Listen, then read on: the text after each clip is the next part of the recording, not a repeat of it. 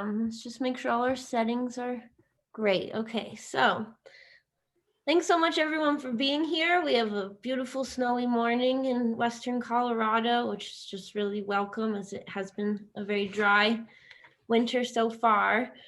So it's nice to see the snow coming. My name is Emily Hartnett. I'm with the Valley Organic Growers Association, and I'm just so happy and honored to be here today with Richard Perkins, really a hero of mine. So this is quite exciting. And, and it's just so cool that he can be here from so far away on this virtual platform, and that's just really exciting.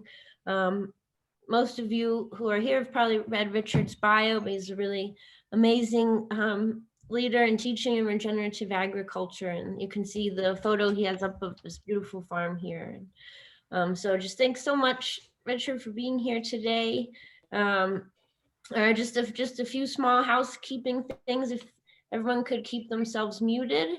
And Richard's presentation is going to take the whole time for the session.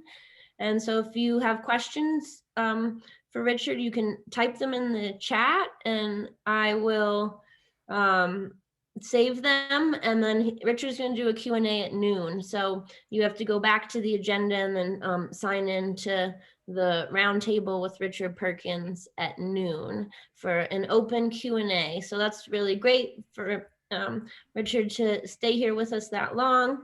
And it'll be getting into the late hours of the evening for him by then. So we'll have some time with him then. But again, like I said, if you want to type your message in the chat, I'll read the questions off at the noon session. And so keep yourselves muted. That'd be great so we can hear them. At the end of this, you'll get a survey. Please fill out the survey. And just a last plug for us, our sponsors, which is amazing. We're able to pull this conference off, and we're so grateful to all of our sponsors. And American Ag Credit is the sponsor for this session, and it's money credit for agriculture projects. So thanks so much to our sponsor, American Ag Credit, for helping us have this conference. Okay, great. Well, thanks everyone for being here. It looks like we have a lot of participants now, and I'll turn it over here to Richard. So thanks so much. Thank you, Emily. Yeah, welcome, and thanks everyone for showing up. I'm here to tell you a bit about our farm over in Sweden and our approach to regenerative agriculture and making small farms work, essentially. And it's a bit unusual with the way the screens are set up. I can't actually see, I can see a few of your faces, so I can't see how many are on the call or whether you're seemingly enjoying or interested in what I'm saying. But I can't see any of the chats box. So I think we decided we'll wait and do a Q&A at noon for you at your time. And I'm happy to just turn up there and answer questions until I run out of energy. So it's getting late for me. I wake up pretty early over here in Sweden, so it's getting to the time when I start getting dozy, but I'll try and keep you interested as I tell you about our farm. So it's a real pleasure to be here. We are in the middle of our deep winter, so we're up at 59 degrees north, and so it's a very intense place to grow food. It's 3.5 months frost-free, and that can be plus or minus 30 days. So we're in a pretty harsh environment for farming. It's the sort of place that when we turned up here, I'm actually English, which you might gather, but when we turned up here, people kind of said it's impossible, you can't farm here, but we've shown that you can farm very nicely. This is actually a photo from this morning. So we've actually had the first real kind of winter here for 5 years. It's typically about minus 22 degrees Fahrenheit. My father was brought up with Fahrenheit, but we were brought up with Celsius, so I'll try and convert things to American for you. That would be typical temperatures at this time of year. More recently, the last 4 or 5 years, it's not got below 0 Celsius and like freezing temperature. We didn't even have snow last year, which is very, very unusual. This year it's down at -4 Fahrenheit, so it's feeling a little bit more like winter, but that's had some big problems. We've had voles underground going out of control, eating our tree crops, because the winter that would typically cull them off has not been happening. So that's my experience farming at quite a far north latitude. Is the sort of global weirding that we experience, the changing of weather patterns is more pronounced and extreme the further north and south that you go. This is what our farm looks like. It's actually just grown. We've just bought the parcel of forest that's in the northwest corner.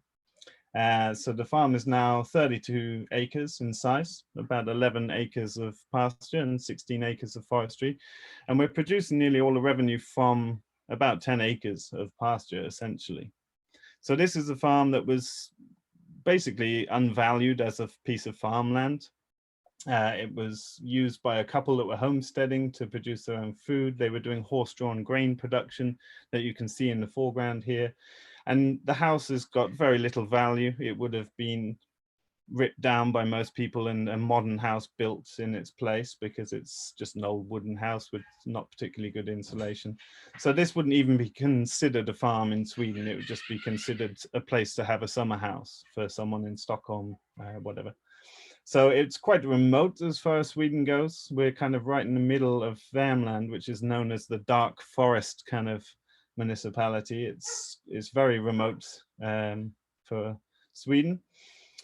And we've managed, and I think that's one of the most impressive things about our farm. We've built up a customer base and are able to sell a large diversity and amount of products in a very short growing season in the middle of nowhere. And I think that's one of the most impressive things about our farm, because a lot of the success stories you hear are farms nestled on the outskirts of a city of 1 million people.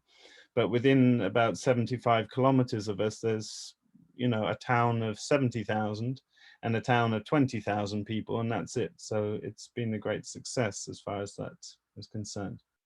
So we started out here with very little money. We clawed together, I think we spent about $110,000 buying the farm, which is essentially the property price, like not including the buildings. On paper, they're worth virtually nothing. You're paying for land, essentially. And over the past 7 years, we've spent about $135,000 doing the farm up and implementing what we would see as a long-term future-proof farm based on perennial crops and grasslands. And it's now able to turn over about $275,000 every 7 months of growing season at high rates of profit. So we designed this up whilst we were living near Stockholm. I had only entered the country a few months earlier and was just so surprised by the land price in Sweden, which is very low comparatively to the rest of Europe. Like, I grew up in England, where for the price of this farm, you could essentially buy a garage to park your car in. So this just felt like unbelievable opportunity to me. And so we designed up a farm around tree crops and grassland, essentially. And we spent the last 7 years just 3D printing that onto the landscape. And it's been an incredibly rapid and successful approach based on the sort of fundamental design approaches that have influenced my career, which is holistic management, the work of Ellen Savory, who you heard from this morning. Keyline design, the work of the late P.A. Yeomans, which has been a huge influence on my design career. I've been designing properties all over the world for the last 15 years or so. And farm scale permaculture, you can call it. So we've radically transformed this landscape into a diverse mixed farm that provides all of our needs first. So we actually set out with the intention to produce all of our own needs first and then focus on a few enterprises for profit. We grew up in a country where there are milk farmers. There's a big milk farm down the road that set up their farm at the same time as us with about 10 million euros.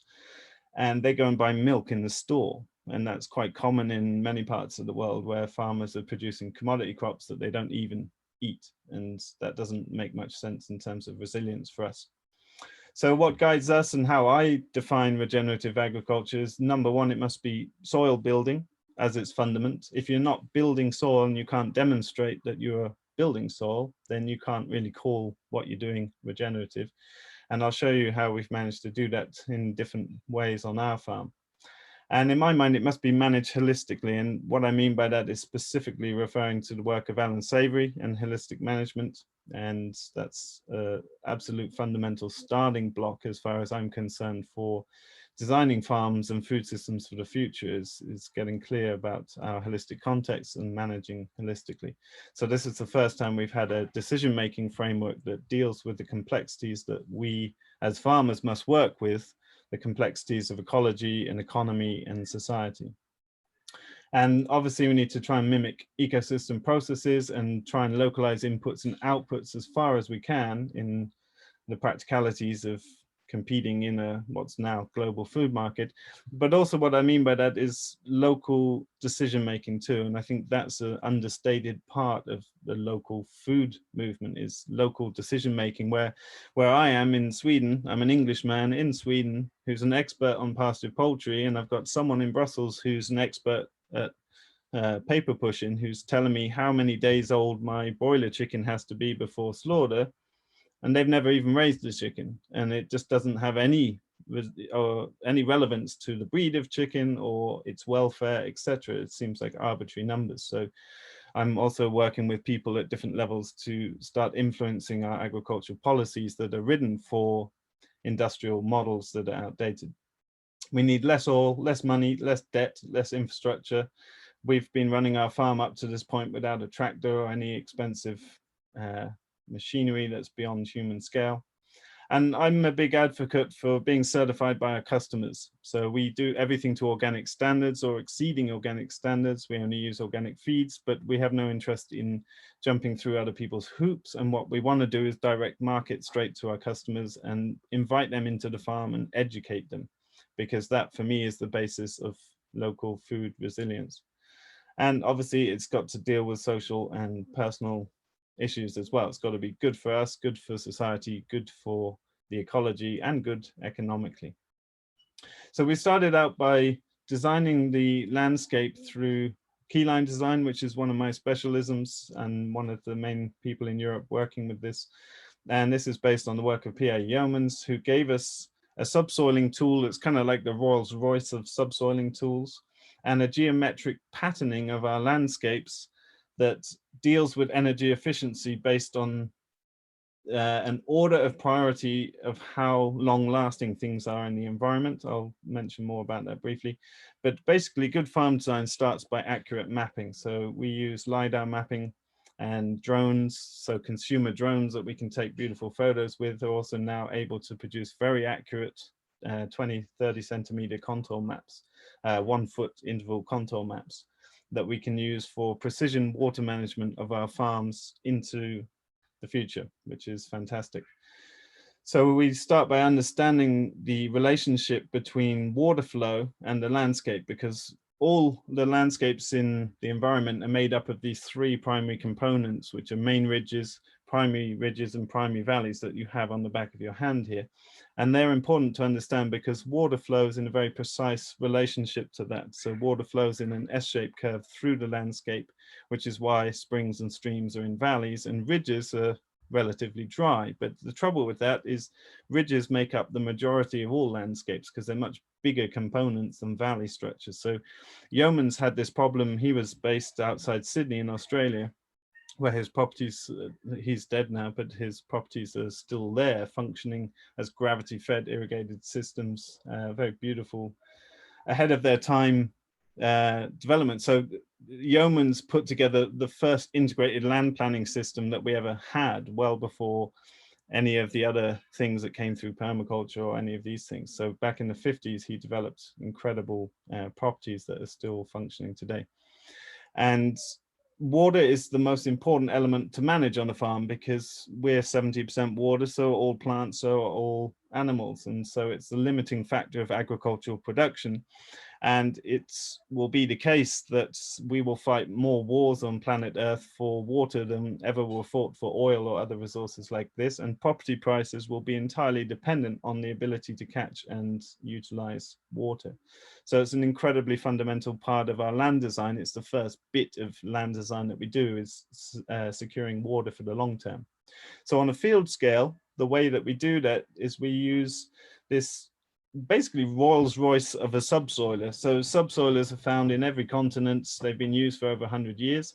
This is the model that Yeoman's developed from back in the 50s, and it's just been refined ever since. It's an incredibly effective non-inversion rigid tined plow that basically mimics these the points on the end of the tips of this plow are called wombat points. And when you pull it through the ground in the right conditions, it shatters the subsoil and explodes it. And it's mimicking this spherical tunneling pattern of a wombat, the Australian marsupial, and very effective at breaking up subsoil without disturbing the topsoil. So the only difference between topsoil and subsoil is life, air, and water. And when we shatter compacted farmland under the ground, we allow gas and water to exchange. Wherever that's happening, roots will go. Wherever roots go, sugars are being released. Wherever sugars are being released, that's carbon in the soil. Carbon is responsible for holding water in the soil. One particle of humus holds 4 particles of water. When you have more water, you get more plants. When you have more plants, you get more carbon sequestration, more water, more plants. And so we see this exponential life-giving succession take place. And this is my experience working with ecology. Life is moving exponentially this way or exponentially this way. There is no sustainable. So we're either putting back the pieces and then getting out the way and life is exploding in front of us, or we're damaging it, plowing fields, leaving the soil bare and decaying it exponentially. And that's the 2 forces that we're working with. So we do this on a weird patterning, and it's all based on this geometric patterning based on the topography, on the contour lines. That's why we need the maps. And when we do this funny patterning, what we do is make water do something very unusual, because water is normally flowing off ridges into valleys and off the landscape. What we're able to do by this simple low-cost tool is not only shatter up the subsoil and deal with compaction and build soil from below, but we're able to spread water evenly across our landscape. Now in Yeoman's situation back in the 50s, he was growing 1 foot of soil out of schist, like broken up parent rock, where there was not even topsoil at all. He was developing 1 foot of soil in 3 or 4 years. And agronomists were like, no, impossible. No, takes 1,000 years to grow a millimeter. No, he was like, come and have a look, come and have a look. And they're like, no, impossible. And then he was able to reforest dryland ridges where nobody could reforest without irrigation, totally without irrigation, and keep his pastures green year round without irrigation in the country where the land turns yellow. Then people started listening to him. And back in the late 50s, he was doing farm tours for like thousands of people. Pretty amazing guy. And so this has been a key part of pasture development. I'm not going to, there's a little video here, but I'm not going to play it in case of technological problems that throw the whole thing in jeopardy. But basically it leaves very fine cuts in the grass, and you have to time this precisely when you use this tool. It costs about $10 for a couple of acres in fuel to pull this through the ground. And you pull it at maybe 4 inches below the current root depth. Like you take the 90% root depth and go a few inches lower. Then the next year you go a few inches lower, next year a few inches lower, and that's it. Then you're off. You've kind of given a mechanical kickstart and nature takes care of itself. And so we use this alongside planned grazing to radically transform our soil. And this is what happened in just 3 or 4 years. We started with about 18 centimeters, 15 to 18 centimeters of topsoil. And by breaking it up with the keyline plow and then managing our animals intensively, we've gone down to a 10-inch increase in the 90% root, i.e. the active topsoil depth in a very short time. That's carbon sequestration. That's living proof that we can build soil. And to do that, we produce loads of epic produce that's making us money. And that's the whole point of good farming. So we've done that with multiple species. So when you bring an animal into an environment, you create the niche habitat for 7 more species to coexist. So when you bring loads of different animals onto one piece of land, you create a wildlife haven. We've got 3 in 30 acres of farm. We've got 3 nesting pairs of predator birds. When you've got apex predators moving into a property, then you know you're doing something right. And one day farmers will judge their success by how fat the predators are. And that's maybe a different paradigm than we're in today, but that's how it's going to be. So we're doing multiple different species very intensively over the ground, and planning that grazing to never overgraze a single grass plant on our property. And the results are just mind-blowing. We had the worst pasture in the village. And now we had in 2018, the 100-year record drought, where the pastures went yellow in early June. We had all the familiar pasture grasses that you find in all the fields here over my shoulders in full photosynthesis when people were selling off half their beef herds to the slaughteries because they knew they'd have no winter feed. And I documented that on YouTube. You can have a look and see what's going on there. To do that, we need to move water around, because farming's a lot about picking stuff up and remembering to put things in the right place so that you don't have to walk backwards and forwards finding your tools all the time.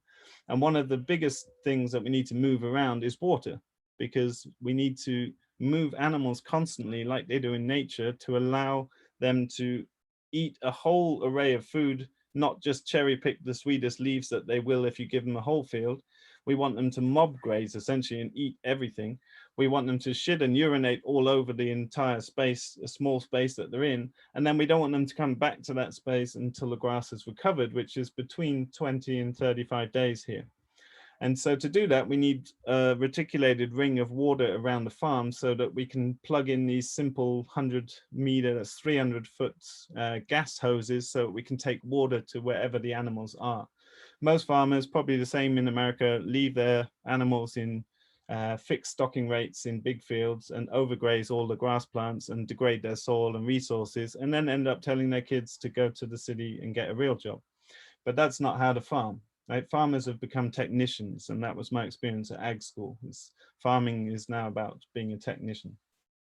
So what we did is we started implementing agroforestry when we first moved in. This is a couple of days after we moved to the property. We used this keyline plow as a deep ripper to rip and dig an 80 centimeter or 2.5-foot hole underneath the trees we were going to plant. So we did this on this keyline pattern that we'd already worked out on the map.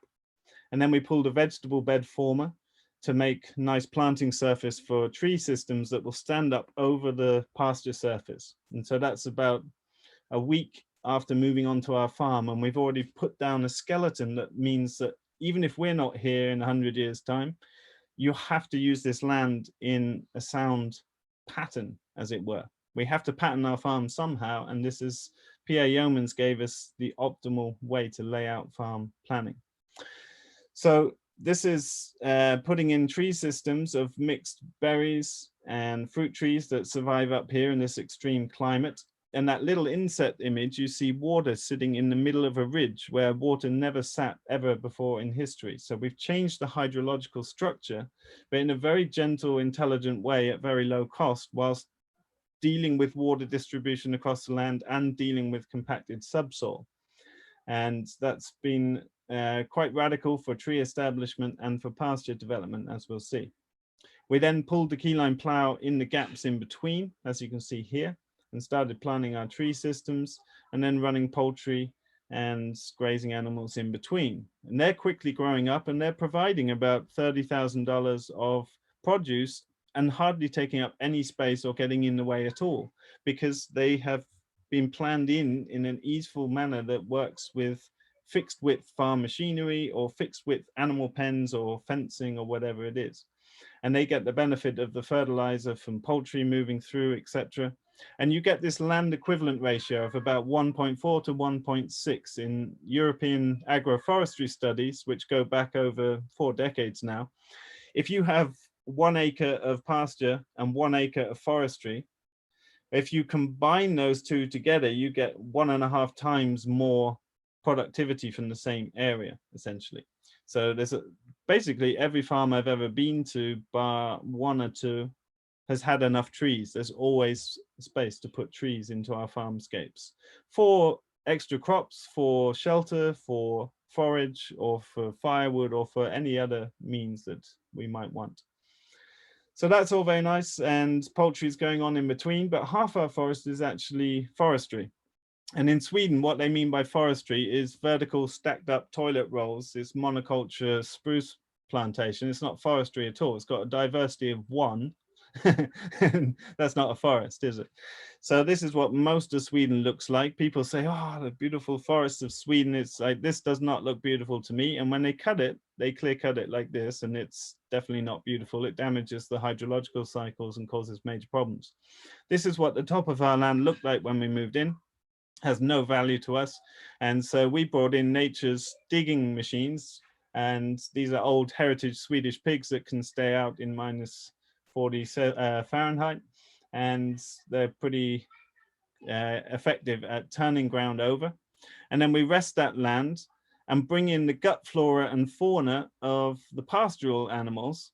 And that land quickly starts turning back to agroforestry, where we still have interesting trees popping back up, but we now have the ability to graze that land, which is much more valuable from a cash perspective. But what's very interesting, and I've documented this over the years on YouTube, is that we have incredible diversity of species of trees coming back. So we have about 100 oak trees in 1 acre here, and you don't see a single oak tree anywhere in the environment for hundreds of miles around here, except for one big old one outside our house, two actually. But nobody's ever seen the natural forest assemblies here because everything is privately owned and it's monoculture spruce. And for me, there's 7 species of hardwood that will be used for whatever the world economy is doing in 100 years. Having oak trees, tilia, all these beautiful ash, and we're so far north we don't get the ash dieback that's hit Europe. These are real robust, useful trees that you can build a new house with, or a barn that will last 400 years. So for me, I'm able to extract way more economy out of this land by turning away from this monoculture model. So we're doing a bunch of stuff on the side. We're doing some beef, some lamb, some pork, but these are sideline enterprises. We also collect the wild mushrooms here and berries, which there are, you know, millions of tons of blueberries in the forests in Sweden, and we can pick, I think, about 150 pounds of chanterelles in the morning before breakfast, which sell for about $20 a pound, you know. So we do a lot of other things on the side, but the 3 main enterprises that we've used to cash flow the farm, pastured broilers, pastured layers, and no-dig market gardens. So I'll tell you a bit how they work. We get day-old chicks, which go out on pasture at 3 weeks of age, and they're moved in the Salatin-style pens that you might be familiar with from the States. But we've made hernia-free Salatin pens that are the lightest way you could construct these, so that they're easy to move and you don't get hernias at work. And they move gracefully. You see, this is the beauty of keyline design. Everything's designed parallel. So keyline works in parallel lines, so everything fits between it effectively. So it's not, nothing's in the way. The trees aren't in the way. Here we're doing salmonella tests and teaching people how to run this enterprise. Here we're seeing them move between trees and strawberries in the fields with the eggmobiles. And then we've also adapted this model. So one important element of our farm is that we built a slaughtery facility on the farm, and it's actually Europe's cheapest approved slaughtery. It's about $14,000. And we've become known as meat chicken producers, because in Sweden, you just can't buy chicken that's not from an industrial intensive barn. There's no such thing as pastured poultry till we showed up. So we had a lot of customers, and it's a very good enterprise because of cash flow, because in 8 weeks, I've got something, a full grown bird is 5 and a bit pounds, and that's worth about $50. No, $30, sorry. So it's a very good thing for balancing cash flow. Now, it doesn't meet some of our holistic context in that it does produce better food than you can buy in a shop. It does improve our pasture no end, and it makes us money. But we're still relying on grain from other farms who probably aren't farming very well. So our long-term plan is to produce things like geese or rabbits that are purely pasture-based. And that's the future of resilient meat production, if you think about it. But there's no market for that. So you can't be too idealistic and turn up and try and sell 1,000 geese when you don't even speak the language. It's not going to work. So we start by producing products people eat here regularly and are familiar with. And then once you've got your foot in the door, you can start influencing and start being a trend setter as well as a price setter. So this is adaptations to the Salatin pens that we created for raising big batches of birds. This is 1,000 birds at once. You can see the pens are up on bicycle wheels, and animals have legs. They can move themselves. You know, we do a lot of work to move things around, but we want the farm animals to do work for us. This is not how intensively, look, you can see they're all hiding from the drone here. So if you ever follow our channel or Facebook page or whatever, you'll see there's never chickens in any of the aerial photos because they hide from the drone. And here it looks like they're bunched up super intense, but this is the morning move. This is what happens when you wake up 6:30, you go up to the field, they are ready to go, and you open that fence to the next day's paddock, vroom, they all come running through. And it's quite a thing to contend with. So they have about 40% more space than they would in Salatin pens. So it's a really nice model that we recommend for 500 or more birds at a time. It's not worth it if you're doing small amounts because it becomes more labor intensive, but it's very nice for bigger groups of birds because it gives them more space, it's quicker for you, and it just feels better like this. This is the one bad day, as Joel Salatin would say, going from the field in a simple ATV. This is how we run our farm. All the chicken mobiles are moved with the ATV. Everything has been conducted with this one machine. And this is our slaughtery. So this is a simple wagon that we swapped for 4 chickens because they brought out new legislation in Sweden that you had to have 4 inches more headroom for health and safety. So suddenly all these old wagons were no good anymore. So we were like, we'll have some. So we've been just going around picking up other people's waste, and it's been fantastic. So we turned that into a slaughtery. We were a Portuguese, German guy and myself. None of us could read Swedish. We looked at the regulations. They didn't make any sense. So we just built it and phoned them up and said, can you come and check it? And they said, that's not like anything we've seen before, but seems good. So we started our processing unit, and it's, as I said, the cheapest approved slaughtering facility in Europe now. And that's being able to process birds and get them straight to the customer and have that complete production cycle is an amazing thing. And then we also can use it for our laying hens. So this is the layers at the end of their laying cycle that can be used for stewing or for making stock, etc. So we get to skip all the middlemen in the process, and it's a really nice part of the process. So these are what the birds look like when they come out, and this is the scrap timber I was telling you about that we've built everything with. So we went to a timber yard to ask if we could buy wood chips for mulching our trees. And then we just saw this pile of timber you see in the top left. It was like 100 yards long, 6 yards high, all different lengths of timber. And they basically have knocked it off industrial pallets with a machine, and they don't have workers. They only have a machine. So they can't pick it up. So they just chuck it in a pile and burn it. So we were like, we'll have it. And we would just spend our days driving there, filling up trailers, driving home. And I calculated that we were creating about $2 million value per year in that way. So it's like, let's not bother farming, let's just collect wood. And we just built everything out of free wood. It was amazing. We built barns. That barn was about $600. We built slaughteries, we built beehives, we built yurts, we built boiler pens. We just built the whole farm for scrap, basically. We built tree houses, a sauna, everything. It was really fun. So one of the good things about living in an expensive country is the quality of the waste is great. These long structural timbers, they're just brown, they're gray at the end because they've been out in the rain, but they're totally brand new. They're just gray at the very end bit, so they have to throw them away and say, we'll take them.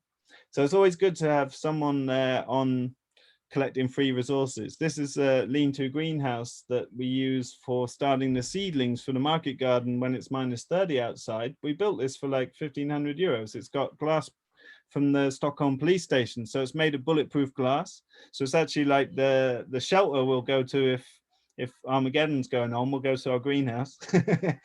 And we just dug it in the ground so it doesn't freeze, and all that timber is free. The only thing we paid for is paint and concrete blocks at the bottom, and now we've got a tiny space heated by the wood stove in our home that can grow our starts in -30 degrees Celsius, so we don't have to use propane or anything like that. We built a smoker for $150. This means we can take our birds that are damaged in the plucker and we can turn them into something worth double what the premium bird was worth anyway. So trying to find ways to close all the loops, close nutrient cycles, close waste cycles, and do like this. This is what it looks like. We invested about $28,000. That's including the slaughter facility and then building all of the structures and the infrastructure for delivering things. We can sell about 4,500 birds where we are because we're quite remote. Beyond that, we'd have to start shipping quite a lot further, which we can't do because we want to sell everything within about 50 kilometers of the farm, because the aim of this farm is to teach other people also how to do this and go set up 100 kilometers away, so that we start replacing big farms with lots of little resilient farms. So that's what we're trying to do. Oh. So average weight turns out about 4.8 pounds. We sell for £4 to £5, excluding tax, per $4 or $5 per pound. So we can make about $120,000, and that nets about 60% without the labor cost. And it takes about 1,000 hours on 11 acres in 6 months. So we only do this seasonally, and then we can spread our sales through the winter because people tend to eat more chicken in the winter here. And in Sweden and in parts of Europe, up to 10,000 birds is not even considered farming. I don't know who made up that legislation, but they obviously haven't stood in front of 10,000 chickens. But that would yield about $150,000 net on 12 acres in 6 months. So this one is an enterprise. We only feed organic standards feeds. We don't have such a big issue in Europe with GMOs like you do in America. Like, you know, no one uses GMOs typically, but we use specifically organic certified feed, but we're not organic certified, and we couldn't be with the broilers because in Europe, a broiler must be 84 days old before you can call it organic. And for me, that makes no sense because these birds would be about the size of a turkey at that point. So we do some turkeys, but turkeys is difficult to sell here because people don't eat turkey. Like where I grew up in England, people have turkey for Christmas. Here, people have ham and fish and things. This like stinky fermented fish that Vikings like, and it's horrible.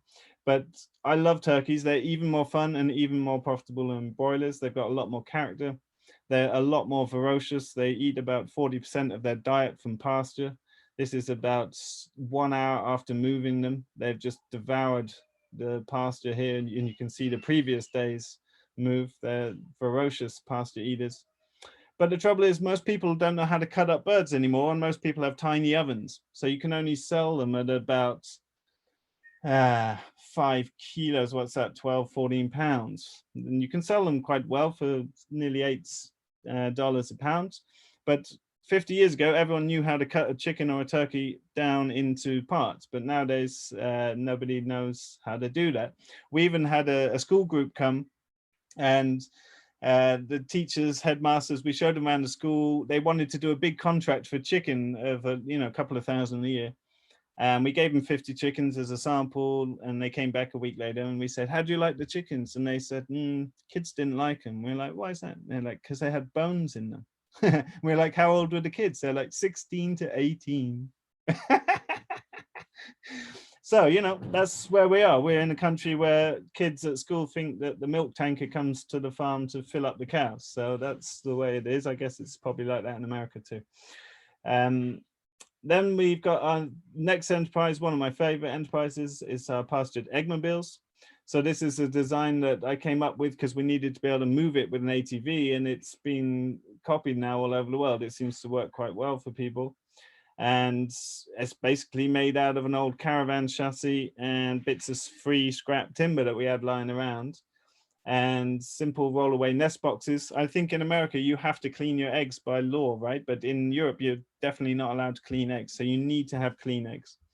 And that's good because when you clean an egg, you wash away the membrane that keeps it healthy. We're still eating eggs from end of October and November right now, and you wouldn't get that if you had a washed egg. So this is a model we have for simple rollaway nest boxes. We use these gas lines because you can put 300 foot of gas line on a small easy reel because it's so thin. And then you can take water wherever the birds move. So they're moving every second day along with the cows and sheep. And then simple poultry nets and electric fence. And they are following the cows where they can on a 4-day schedule, but it doesn't always work out because of the way the grazing plans work. But we calculated, we spent the first year crawling around in cow pats, doing a lot of pasture surveys and looking at insects in the cow manure, etc. And basically here, the best time to bring chickens behind cows is 4 days, because that's when all the beneficial things like dung beetles have done their work and have left the pile, and the fly larvae are about to hatch. That depends on the temperature of your climate, so you need to do that research yourself. I think Joel Salatin sort of came up with this concept, but he was on a 3-day cycle. So you need to do data collection for yourself to see that. And eggs are a great gateway product. You know, like this is our marketing, seeing happy birds out on pasture. You know, most industrial producers will never show you into their slaughter facility or their, you know, like we invite our customers to watch us slaughtering chickens because it's beautiful in the, you know, it's obviously a bit gory and there's blood, etc. But it's beautiful to see skilled people doing things, not machines and millions of birds an hour that are half electrocuted and all this. So we're very transparent with our customers because that's the basis of food security. This is actually the beginning of the drought year when all the neighbors are yellow. If you go on YouTube, you'll see some aerial photos, and our grass went up another 1.5 feet from there. And all the surrounding fields at this time are yellow, like just they've gone into decline, and there was no rain for another 100 days. And so they never recovered. And we didn't have any loss of yield in production at all. We used a simple quad bike. These are Italian-made poultry egg basket crates that are where all the poultry gear is made, and makes very efficient collection. So everything's about time and motion studies, making very efficient ways to do all these things. This is a certified egg packery that we swapped for 3 meat chickens. So you get the picture. Having meat chickens is good currency. So this is like just waste for someone, but it's an insulated box with a sink and a heater and a light, and that's all you need for a certified egg packery. So we're doing everything, you know, by the, we're doing everything cheap as we can because we had no money when we set up the farm. Obviously, we have long winters here, can't keep birds outside. And so we park up the eggmobiles and then we bring the birds into the greenhouse that you see there. We have a couple of polytunnels, and the big one is for growing tomatoes in the summer. And then in the winter, we let the chickens eat any residues of salad crops that are in there. And then we start putting deep litter on the ground. We don't use any supplemental heat or light, and we bring their nest boxes in, and we just build up a deep litter system over the winter that ends up about 2 foot deep.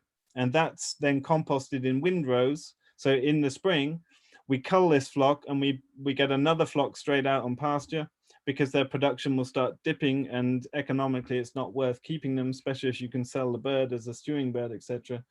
And we'll use a front loader to take out the bedding, windrow it, turn it a few times in the year, and that now provides all the compost for our no-dig market gardens, which use, you know, a bit of compost because of the size of them.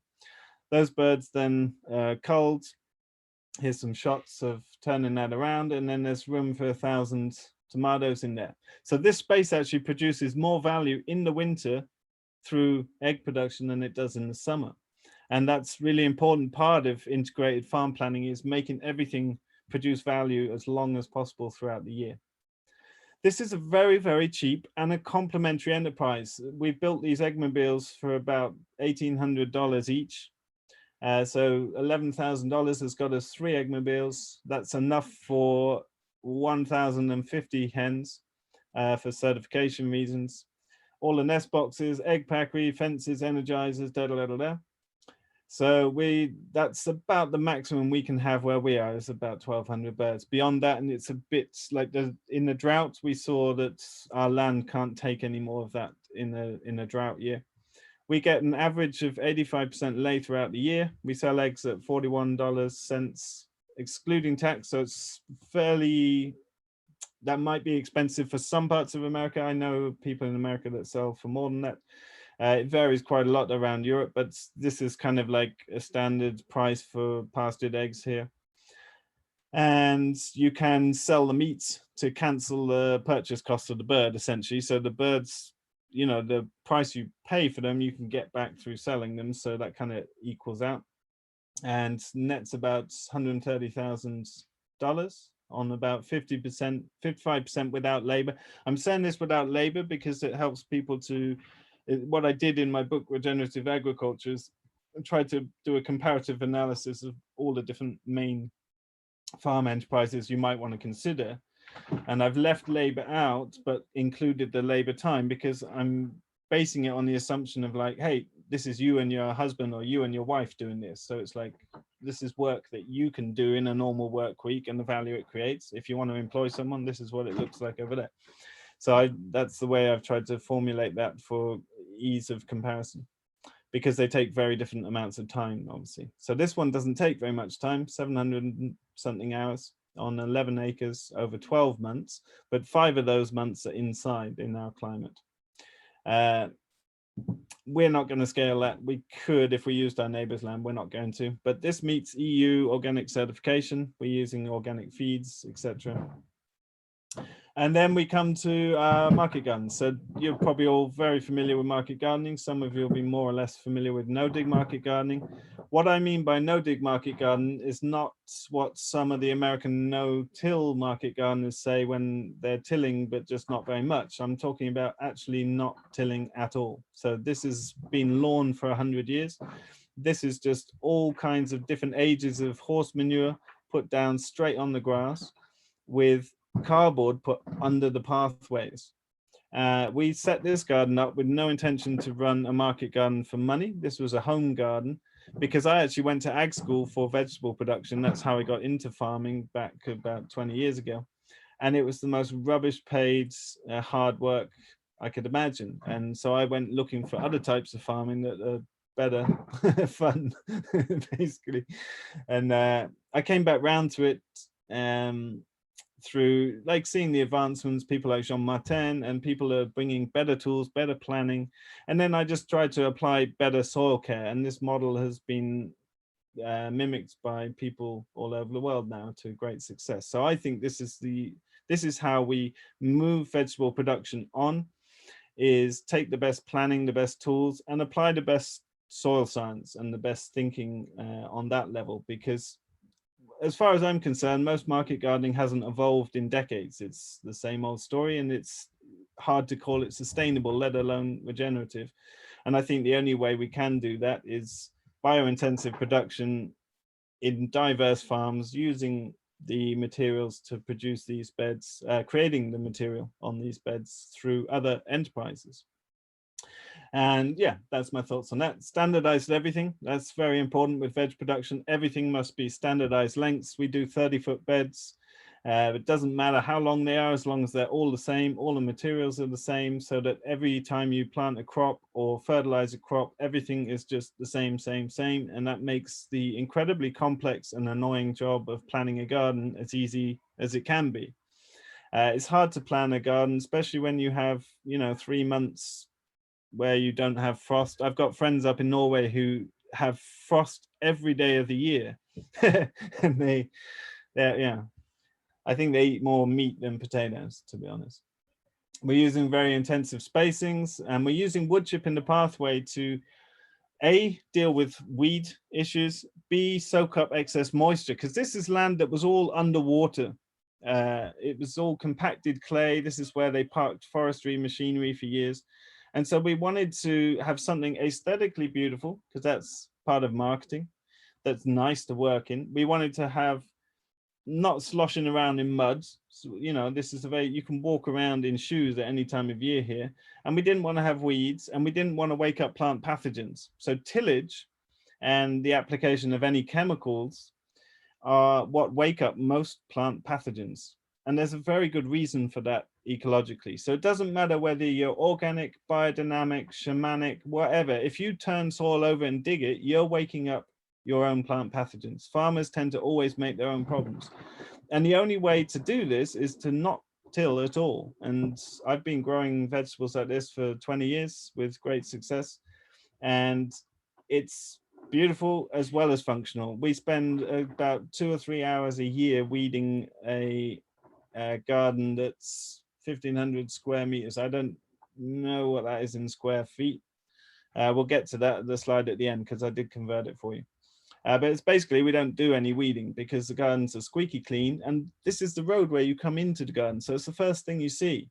So it's our marketing piece, because if our vegetable garden is this beautiful, then our chickens are obviously the best too, right? And that's more important than you might think. It's like the aesthetics are so important. If you go to scrappy looking places, it just doesn't make you trust where your food's coming from. So it's all part of an integrated whole in my mind. If you're growing veg, you obviously need water.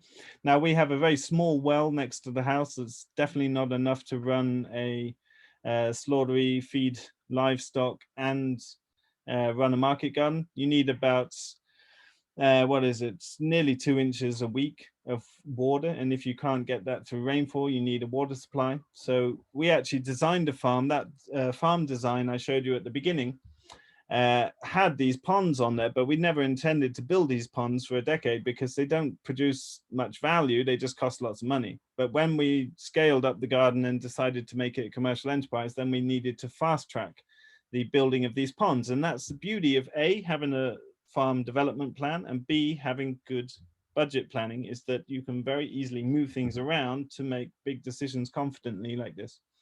So we dug this pond and used this wonderful liner. This is geosynthetic clay liner, GCL liner. It's found all over the world. It's used in wetland constructions and motorways, sidings, etc.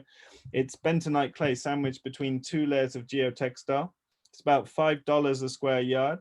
It's cheaper than expensive pond butyl. And the beauty of it is that when it gets wet, when you build ponds with it, you cover it with a foot of topsoil. And when it swells up 8 times its thickness when it gets wet. And because it's under the weight of the soil above it, it just forms an impenetrable layer of clay that lasts for an infinite amount of time. They can't even give it a product life because no one's ever going to live long enough to see how long it lasts, but it's just clay. But you can stick a metal bar through this, you can grow a tree root through it, and it seals up like around it. So you can see the outflow pipe here. You just cut a hole across in the material, chuck some bentonite powder, stick another layer on top, and that seals itself up. It's beautiful stuff to work with. Best material for building ponds or small dams. Here you see it being locked into the landscape. So you have shear forces, and you need to, depending on the type of dam you build, you need to know about certain elements of geoengineering, but that's too much to talk about. But here we're locking in the fabric so it can't slip with the shear stress of the soil above it. But the beauty of putting topsoil back on is that you can plant that immediately. And this is it 6 weeks later. 6 weeks later, it's got fish, pond plants, ducks in it. It's now an aquatic habitat in a month and a half. And that's what good earthworks look like. They look like they've been there forever, very quickly. And then that nutritious water that's getting duck shit, high phosphate manure and fish in it is now pumped up, sprayed onto the market gardens, which helps with fertilizing the market gardens. We started out as a CSA because there were only 3 other CSAs in Sweden when we started up. We've moved on with the way we sell things, but we're basically growing a mixture of crops with a good leaning towards high value crops because of our short season. So like most people that aren't succeeding with markets, garden production, are growing too many low value crops. Obviously cultural things come into play, and you need to grow the variety of things that people are expecting in your marketplace. But profitability is defined by how long it takes to grow something, how much space it takes, and how much it yields per set area, and how long you can harvest it over. So on the left, you'll see things that are typically high value, and opposed against that, things that are typically low value. And it's very important to consider this very carefully because it will affect the entire outcome of your hardcore labor to run a market garden. And you see, it's interesting, tomato in our climate is actually low value, unless you had heated tunnels. But we don't have a culture here of drilling fossil fuels and sticking it in bottles and trying to heat plastic tents with it, because I don't know, that's not the smartest way to grow things, to be fair. And so tomato in an unheated situation is not very high value at all, actually. I know you love burning fossil fuels over there, but just making a point that that's maybe not the future of food production. I told you about the greenhouse. That's greenhouse, very nice. We use this vertical space to tessellate all the different trays, so we can basically fit the starts for all of this garden in this tiny space. And the benefit of that, whilst it's a bit more awkward to work with than a big flat open heated space, the benefit of it is we don't use any fossil fuel to heat it. We use a wood stove that's sitting in the living room right to the right of this wall to heat this space for us and keep it at 18 Celsius. I don't know what that is in Fahrenheit, but it's very low energy appropriate tech. We use standardized trays, standardized everything, basic tools that any of you that are growers will be familiar with. This is a broad fork that I get engineered from a blacksmith in the UK. It's just a very refined broad fork. It's kind of like the keyline plow. That's a hand version of a keyline plow. There are many on the market. This is just the most refined geometry that we've developed over years. We're using fixed width tools. These are 30-inch tools that you can thank Elliot Coleman for, that you'll see all the market gardeners using, because everything needs to be standardized to save time. This is tools that, like you in America, have, you know, all the tool options you could need. It's quite hard to find a lot of these things in Europe. This is a bed roller for compacting, for the very surface layer, for being able to put down seed for good germination, or for marking a row. The irony is that Elliot Coleman developed this from a model he found in Germany, but you can't find them in Germany at all. It was decades ago, and I think there aren't so many small market growers anymore. But you should be very grateful for the innovative tools that you have easy access to over there. It's very hard for us in Europe to get certain tools. So we're using a lot of tools. I love this 6-row seeder from Johnny's. This means you can plant up to 12 rows on a 30-foot bed in a few seconds. Things like this that save multiple factors of times, like this rake. If you're using a rake that's the set width of your bed, compared to someone that's using one half as wide, you're working twice as fast. And factors of 2 means I go home at lunch, you go home at dinner. And some of these tools can 10x our work, like this, you know, and you'll be probably familiar with the Jang seeder, high precision Korean seeders. So very standardized tools, and we're using the Farmer's Friends Quick Cuts Greens Harvester. This is a tool that 10 to 20x's your work by hand for harvesting baby greens that are some of the most profitable things you can grow in a given space. And more tools from America. These are the harvest knives we use. So simple serrated knives that are for nearly everything, and then push cut knives that save your wrist if you're cutting things like broccolis and lettuces, to save you doing this 10,000 times a year, which is why most old farmers are bent over and grumpy and angry. It's like they've been using the wrong tools, haven't they? Tools in the garden to keep the gardeners out of the workshop, which is an engineering workshop, and you don't really want mud and gardeners in an engineering workshop. We're working with a bunch of season extension, so tunnels within tunnels. These are all things that were pioneered by Elliot Coleman over there. And then we actually developed these Caterpillar tunnels with a UK manufacturer because they weren't available in Europe. And you obviously have them through Farmers Friends and possibly some other manufacturers now, but people were wanting to ship these over from America, and it's like there's no point shipping steel hoops and plastic from America to Europe. It's totally crazy. So I worked with a tunnel manufacturer here to develop these and adapt them slightly from the Farmers Friends versions to optimize the end assemblies. We use very cheap fleece row covers for improving the microclimate. It's very important up here. These simple, I don't know how to translate the weights, but you get different thicknesses. We only use the thick ones because we basically get winter, spring just goes beep, and then you get like 2 weeks, and that's summer, and then boop, it's winter again. So there's no point in having lightweight ones, you know. So we only use the heavy ones, and that can improve the temperature by several degrees Celsius inside. It's the cheapest, easiest way to do season extension. We use 4mm wire that I don't know what, I know in America you call wire different gauges.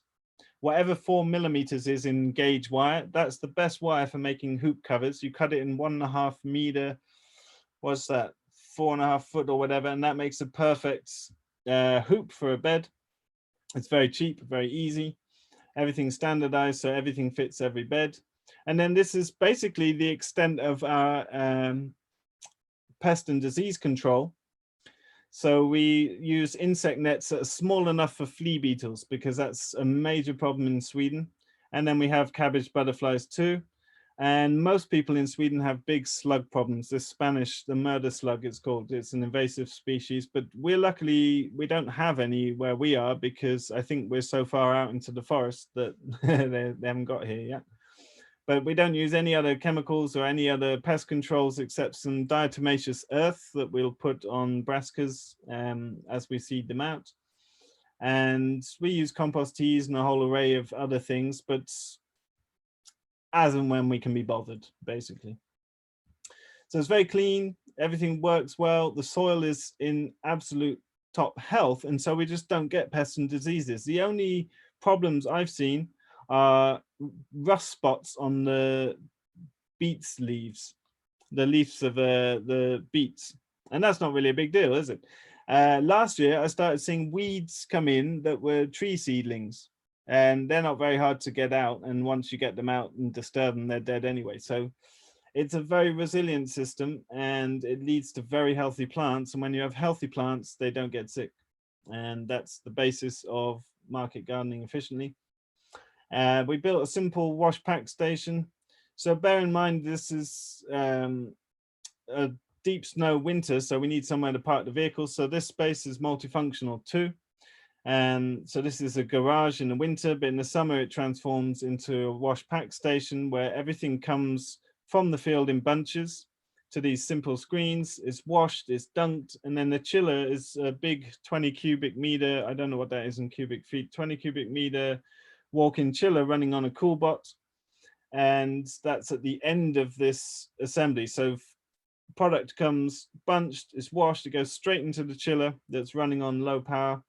And then the bench that you see here is actually our packing bench. So we actually transport everything in these Kanga boxes. That's a brand name from Germany, but they're just insulated styrofoam boxes. And what we do is we'll bring everything out of the chiller cold, stack it up on these racks, and pack custom orders straight into these boxes and seal them up. And then they're with the customer within an hour. So even in the baking hot summer, we can deliver cold, crispy vegetables to any of our customers without a refrigerated vehicle or any of the expense and unreliability that comes with that. So super cool. And then we can wash them down and we can pack frozen chicken in them. We can keep frozen chicken for 12 hours at temperature in these. So they're a pretty amazing investment. They're about $40 each, and that's way cheaper than a refrigerated vehicle. We do a bunch of microgreens. These are the easy microgreens. I've converted these for you because I don't think in square inches. We sow quite intensively, and we're using 3-foot long trays. And obviously these are producing high yields in a small space. So we can do this over the winter where there is no fresh produce. You can't grow over the winter here because there's so little light. So there is no fresh produce in Sweden for 5 months. So you can have storage crops like carrots, etc., but there is no way to have fresh greens. You can't easily overwinter things like spinach, etc. It's just too dark and things mold out. So we do microgreens over the winter, and we'll do some in that lean-to greenhouse later in the summer when it's empty from the field crops. So we're using quite high density seedings, and it's quite high cost to sow microgreens, but it's very profitable. So we can wholesale this at $15 a pound. That means this tray will net $54 in 14 days. And we can fit, you could make a full-time salary just from that lean-to greenhouse with this, if you had a market for it. Now, if I lived outside Stockholm, I would have a market for it, but I live in the middle of, you know, the boonies in the middle of the forest. So there's only like one chef, and he's 100 kilometers away, and he doesn't need any microgreens. So can't grow very many where we are. And it's a word of caution that if you know, it's a way to lose money quickly because it's quite expensive to seed organic seed and compost at such densities. But these are the really easy ones that all take similar time. So pea is very, very easy. Never really any problems with that. Radish, very easy. And again, that's even more valuable. And we can sell for $28 a pound in 3-ounce portions. So it's much better for adding on to our customers' chicken, egg, or vegetable deliveries. And then we do sunflower, which is even more profitable again. And so they're the 3 easy ones. There's obviously hundreds of microgreens out there and a lot of the high value herb ones, but they often take a month or more. And you really need to have good access to high quality chefs, where Sweden, for such a rich, expensive country, the quality of food here is disgusting, to be frank. And you can't easily get good food unless you live in a dense population center like Stockholm. Like out in the country here, people eat really nasty food. And coming from England, where we have quite good access to good food, and other parts of Europe like Germany, etc., where there's big demand and people are really willing to pay for good food, it shocked me how negligent people are in Sweden to that. So yeah, anyway, I'm going on a rant. This is a quick arm for harvesting full trays, so you can just push the trays under, and this is catching the whole tray. If you're doing a whole load of them, it makes that very efficient. And then the beauty of this, if we run this in the winter, we can feed all of the microgreen scraps to the birds who don't have any fresh grass to forage on. And I would say, if a broiler chicken eats 10% of its diet from forage, then a layer probably eats 20-25%, and a turkey 40%. So these birds really, really want the seeds and the green, like the bottoms of the stems. So that's a really nice complementary enterprise that's obviously going back into the compost, that's going back into the garden as well, which is super nice. This one cost a bit more to set up because we set up that pond. So that's irrigation system and pond setup was $10,000. So it's a low cost startup if you take that away.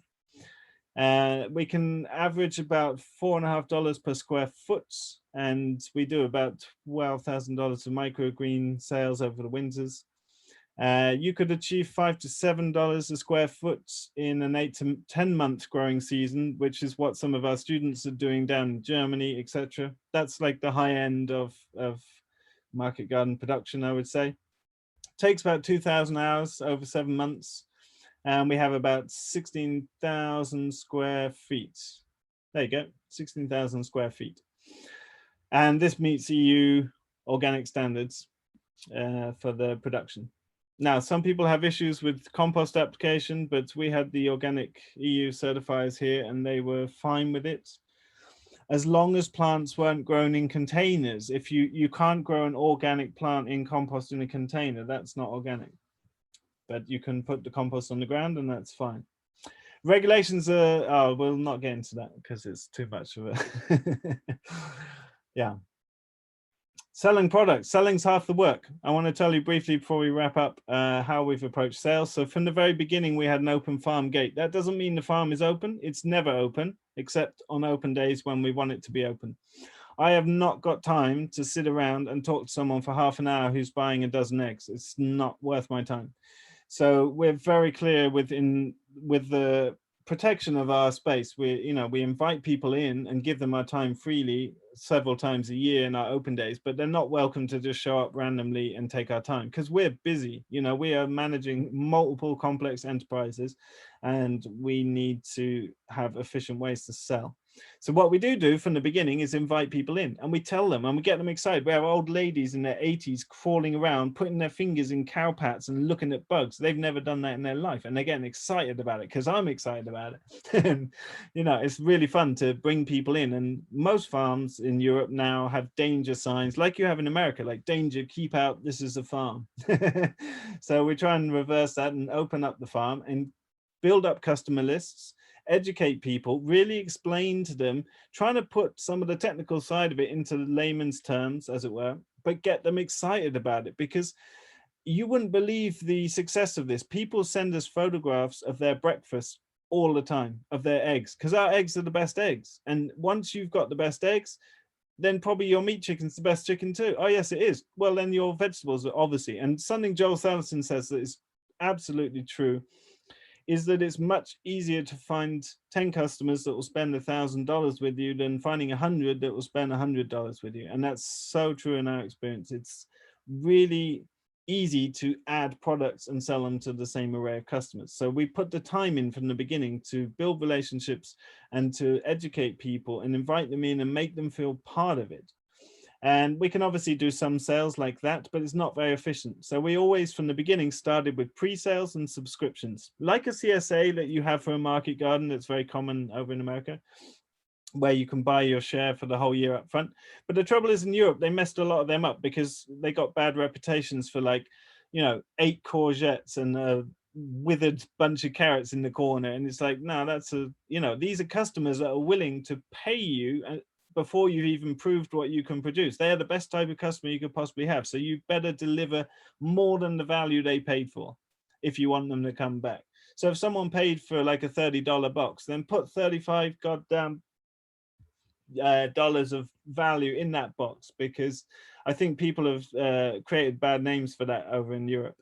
And so, yeah, we've moved away from that now, but we did CSAs for our veg production. We did egg subscriptions for 3 months minimum. It's like, we got the best eggs going, but you got to meet us halfway. So you need to sign up for 3 months at a time, because we don't want to deal with individual invoices and accounting, because we have to do all that after we finish chores, right? We made our own farm currency. This is called a Ridge dollar. So it's a play on Ridgedale and also dollar, which was the original Swedish currency. This got us on primetime Stockholm TV. And I'm there in English talking about skipping the middleman and smashing up the industrial agriculture system. And we got a lot of orders for chicken. It was really cool, because chicken's this wonderful, quick turnaround product that you don't have in most of agriculture. So if 2,000 people suddenly buy one, I can raise them in 2 months' time. You can't do that with a vegetable garden or a grain crop or whatever. So it's a really instant, scalable thing that allows us to balance cash flow, which is obviously the hardest thing to manage on a farm. Here's our chef, Elin, who's coming back to the farm this year. She was our original farm chef, and we're writing a Ridgedale cookbook this year, which is going to be a lot of fun. She's an amazing chef that studied food economy and culture. And this is how we get feedback from customers. We invite them in and we engage conversations. Because if you make a survey or a feedback form, then you can understand the quality of your feedback is not great. So it's much better to look at someone in the eyes and taste this incredible thing and talk to them, because then you know, and that's how you work with feedback. This is our early drop-off points. So we took a lot of inspiration from Joel Salatin, and we started drop-off points. They started in McDonald's car parks. We would turn up with like a van full of pastured eggs, and we'd be like, anyone want pastured eggs? And we'd set it up at a time and place where people were leaving work.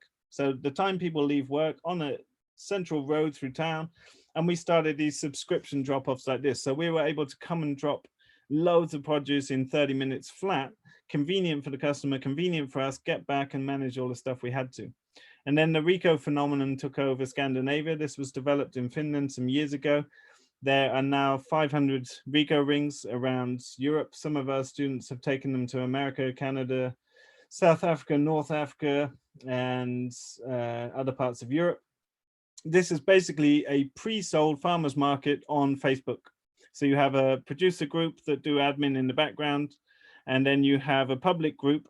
And every producer that's producing local integrity food lists the products they've got for sale, how much they are, and the customer says, yep, I want 5 trays of eggs, 2 chickens, and that counts as a purchase contract, which means you can get around trading laws because it's not a market. You can't just buy stuff, you have to pre-board it.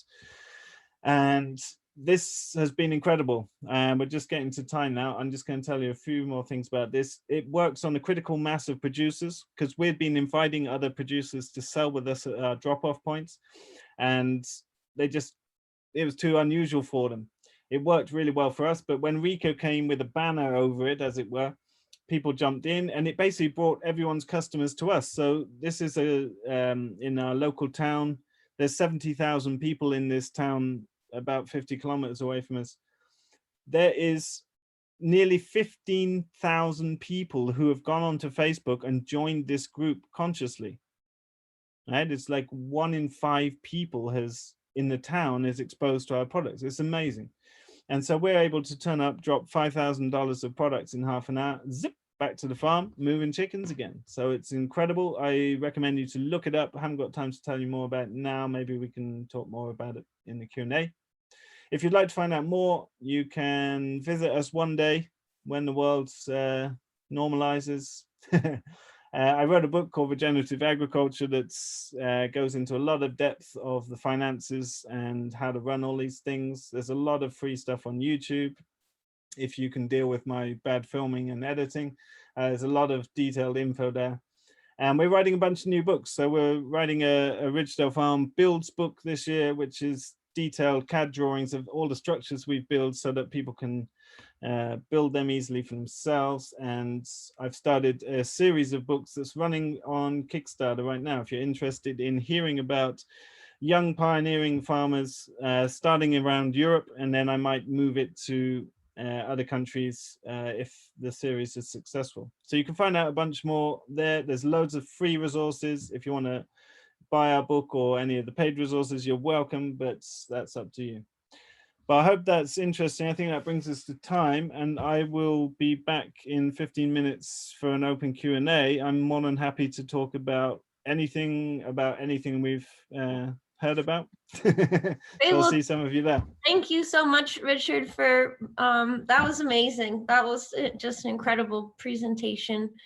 And so thanks so much. So this link is actually the same place where the Q&A is going to be. So Richard, if you just want to take a break, but you can leave this window open, then you don't have to worry about getting lost in the in the Hoover. But yeah, you're welcome to go have a break, and we'll come back in 15 minutes just to this same link. And we have a couple questions in the chat that will get answered, and then we can open it up to people who want to ask questions in person. But that was just really an incredible presentation, so much information. Thank you so much. And everyone who's in right now can fill out a survey on this session, and we'll see you all in 15 minutes right back here. Great. Thanks, Emily. Thank you. Because you know that you're always working within the bounds that make sense. And a grazing plan is somewhat like that. And whether you want to allow your grass to do this or that depends entirely on the context that you've defined. So there's no answer to that. I'd say some of the best grazers, you've got some really amazing grazers over in the States, people like Greg Judy and Gabe Brown, and they've written extensively on that. It's something that I know a bunch about, but I'm not doing any herbivore enterprises at scale. So I think, you know, for anyone that's doing larger scale herbivore operations, go to the people that are doing that. We want to allow grass and legumes to express their physiology fully, because that's the best way to build soil, is when a plant is in full photosynthesis and allowed to express itself.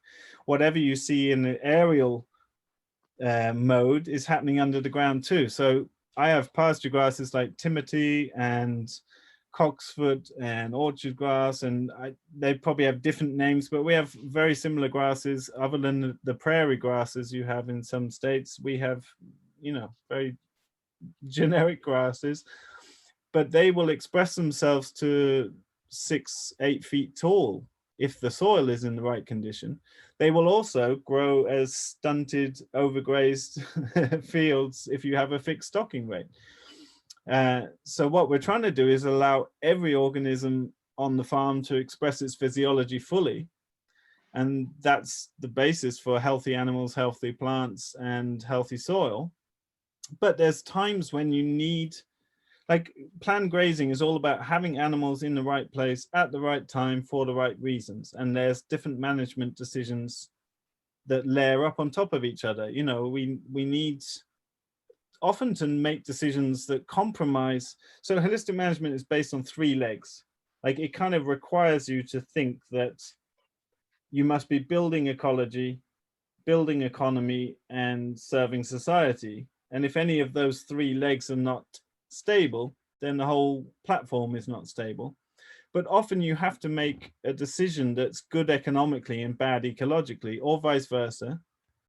And what holistic management as a framework allows us to do is already foresee the unintended consequences of decisions we're making and plan for how we're addressing them and when, that we can then stick that in the calendar and have a record of our decision making in this way. And that's life. You often have to, you know, I will often favor decisions that are good ecologically and bad economically, which maybe not the best way around, but it is the best way around, because when I'm walking through my pastures, it's, oh, I love it. I just love it. We're orchestrating this theater and dance, you know, between all these different species and the wildlife that's moving into our farm. I told you about the predator birds moving to our farm. We've also had wolves here. We have lynx here. We have, you know, foxes and all kinds of other predators, and they're living and moving into our farm because everything around us is monoculture grass in that it's sprayed with chemicals, or it's monoculture forest. So we're like this little island that's worth moving into. So it's amazing to see. And yeah, it's a complex issue, grassland management. And I think a lot of the modern grassland management methods are prescribed, like we've seen out of New Zealand and different places where you're trying to keep the grass at certain places, and that's how most grazers are taught. But if we want to, you know, it's up to you to define where you want your farm to go and manage towards that, because you're steering an ecosystem. So it's up to you to define where you want that to go. I know where I want my farm to go, but you could own this farm and want it to go in a different direction, and that be totally fine and okay too, you know. So it really comes down to the context. But yes, there's a lot of benefit in allowing grass and other pasture species to express their full life cycle. And you also don't need to. And you can vary it throughout seasons, you know. So it's more complex than that. And I highly recommend reading Alan Savory's work in full. His original green books are quite heady and hard to read. And so they came up with a whole load of short PDFs that are available on the Savory Institute website that make them a lot more accessible. Yeah, I think that's all to say about that for now, because it's a, you know, you could spend years studying it, and anyone that's grazing will be studying it for the rest of their lives. So, but yes, there's a benefit of letting things express their physiology, for sure, is a simple way to say that. Shall I go through, because they're quite random, they're like jumping between totally different subjects. I'm fine with that. I'm happy to talk about whatever for as long as people are happy to talk, but it'd be nice if Yeah, I don't know if people are... maybe we can go to AJ. He has his hand raised. To have an in-person question would be great. Thank you. Yeah. Hi, Richard. Thank you so much for your presentation. Hey. Been following you for a few years. Just a real inspiration. Really appreciate all the information and encouragement. Yeah, I guess I have a couple random questions for you. So you said you started out $28,000 you spent on your broiler enterprise. How much of that was for the slaughter facility? It was $14,000, about that. Right on. Okay, great. Yeah, so it was a free wagon, but then we bought like a really good quality plucking machine, really low quality scalding machines, because they're just keeping water hot. If you spend like over in America, you've got Ashley. You keep moving, so I'm looking for you. Yeah. In America, you've got Ashley, and they make the best gear, full stop, but it's expensive. So I did a whole, because I reckon with another $20,000 investment, I could produce finished birds as quickly as a team of 5 that we normally have here, because we're also acting as an educational hub, and we're like the place people come to when they realize ag school is not very useful. And so so there's often, yeah, you could set up a line where you could do it as a couple just as efficiently, but you'd have to spend more on gear so that everything's automated. So like the best scalding machines are lifting out the water when they're done, and then chucking it onto a conveyor belt so it comes down to the table, so you don't even need someone standing there to do that, right?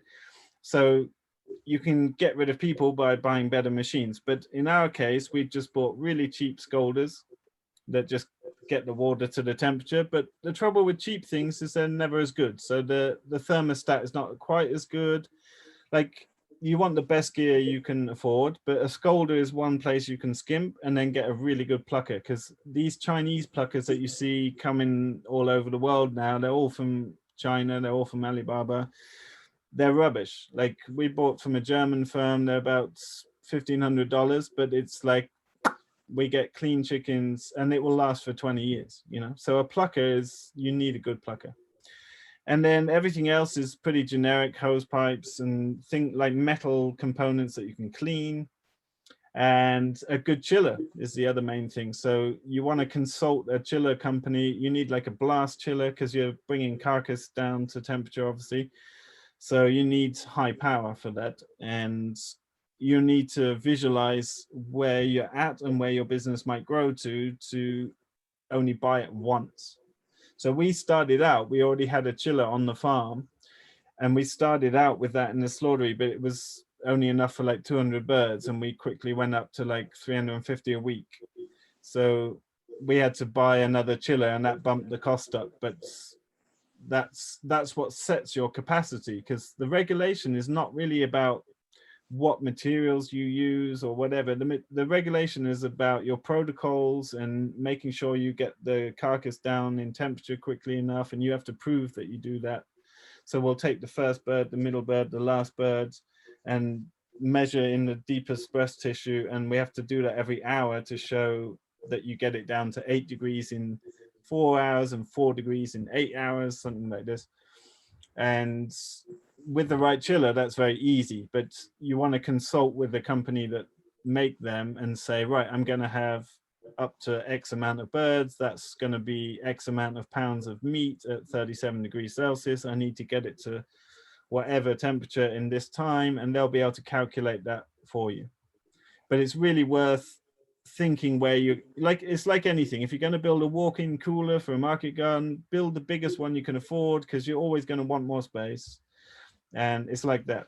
So that's what I'd recommend. But that's your big cost, is the chiller. It's like, you know, a third of the cost. Everything else is scrap. Like the evisceration table I've got, you can buy proper evisceration tables that have walls and channels and holes so you can put guts in. I just got an old mechanics table for like $10 off eBay. You know, it's like you can find all that stuff. It's generic, but a plucker is really key, and the chilling is really key. But Right. It's different where you are, because you can chill in ice water. In Europe, you're not allowed to do that, because the birds, because technically they're in contact with each other, and in Europe you're not allowed to do that. And I actually like the European standards better, because they're more hygienic. They're there for, you know, as much as I try and, I remember as I was coming into farming, I was very inspired by Joel Salatin, but his approach has always been, let's find a way around the regulators because of the vertical integration you've got over there. But in my perspective, if you're building a business, I want to make friends with my regulators and treat them as participants of the community that I'm in, that want the same things as me. They want a good life and family with the holiday every year. And, you know, so you have two options. And my approach is, I want to educate and be respectful to my regulators, because that's a much better way to start a business, I think. And that's proved very nice for us in terms of them helping facilitate many other things that we've done. And so the European standards are worth looking at, because yes, you can do it in ice water really cheap, but there's a reason why you can't do that here, and it's for quality control. And so I'm interested in that, because what I'm selling is premium products with, you know, just impeccable quality control. And so I want the best way that exists, not just the cheapest way, you know. Yeah. And no, appreciate that. No, that really helps. And just a quick question, I don't want to take up too much time, but do you have issues with the turkeys flying over your netting from the gobbledygook, or how far apart, how far away should you have them so that you don't have that issue? No, we've never had them fly out the nets, but then you've got to regulate the space they get pasture-wise. But what I have found is if you have them too close to like a forested area, they will just walk straight through the fence. Because obviously poultry, they can get stung on the cheek, maybe on their feet, but they're covered in feathers that are insulating. So electric fence is more to keep predators out, you know, and good electric fence with a proper energizer will keep out, you know, anything up to bears if you've got the right energizer. And I would say the only bad experience I've had is when we start them out in paddocks that are near woodlands. And what I do then is I actually, for the first week, I'll use like twine to tie the fence, like a support wire from the inside, so that they can't walk over the fence. Because if you've got 100 turkeys that weigh a few pounds, I mean, they can just walk straight through that. But having a string for a week, it gives it enough barrier that they don't go through, and then they learn. And I feel like poultry are cleverer than people give them credit for. They learn very quickly, actually. So keep them like right out in the open can help, I think, in the beginning, and then later on they're not so bothered, you know. But make sure they also have enough forage space, because they really eat a lot. So, but no, we've never had problems with flying away of anything other than some ducks that we kept at one time. Great, thanks so much, Richard. Much respect. Thanks, Richard. So I wanted to go to a question in the chat here from Laura Parker. Laura, if you wanted to ask him yourself, you're welcome to. I can ask it. Yeah, so let me just pull up the chat again. I was really curious about, I guess my business is evolving really quickly because I have a seed company. I grow regionally adapted seed in our high altitude. And I'm really interested in how you've got a lot of inner working parts and how you evolved your labor force as your business grew, and kind of like what that looks like for you. Like, are you managing everyone and people have their own focus, or yeah, I'm just really curious about management right now. Yeah. It's very complex because we're also acting as an educational hub. So this place has become kind of like a springboard before people go off and start their business and commit their lives to it. So it's quite a weird and unique dynamic that goes on. It's very hard to retain our best people because they are the exact type of people who are going off and start their own farms. We still don't have the best solution to that, really, because I kind of want them to go off and start epic things, you know. But we also live really remotely in a place where you'd have to really commit your life to living here to be part of the business long term. So we've had people up to 5 years coming back and just giving them more and more responsibilities and better pay as they take other things on. But it's been largely management intensive from my end, like too much so. The last couple of years I was quite burnt out, and yeah, it's not like we run quite a complex business because it's not just a farm, and the farm runs separately from our educational side, but it requires a lot of nannying and a lot more work than I can sustain long term.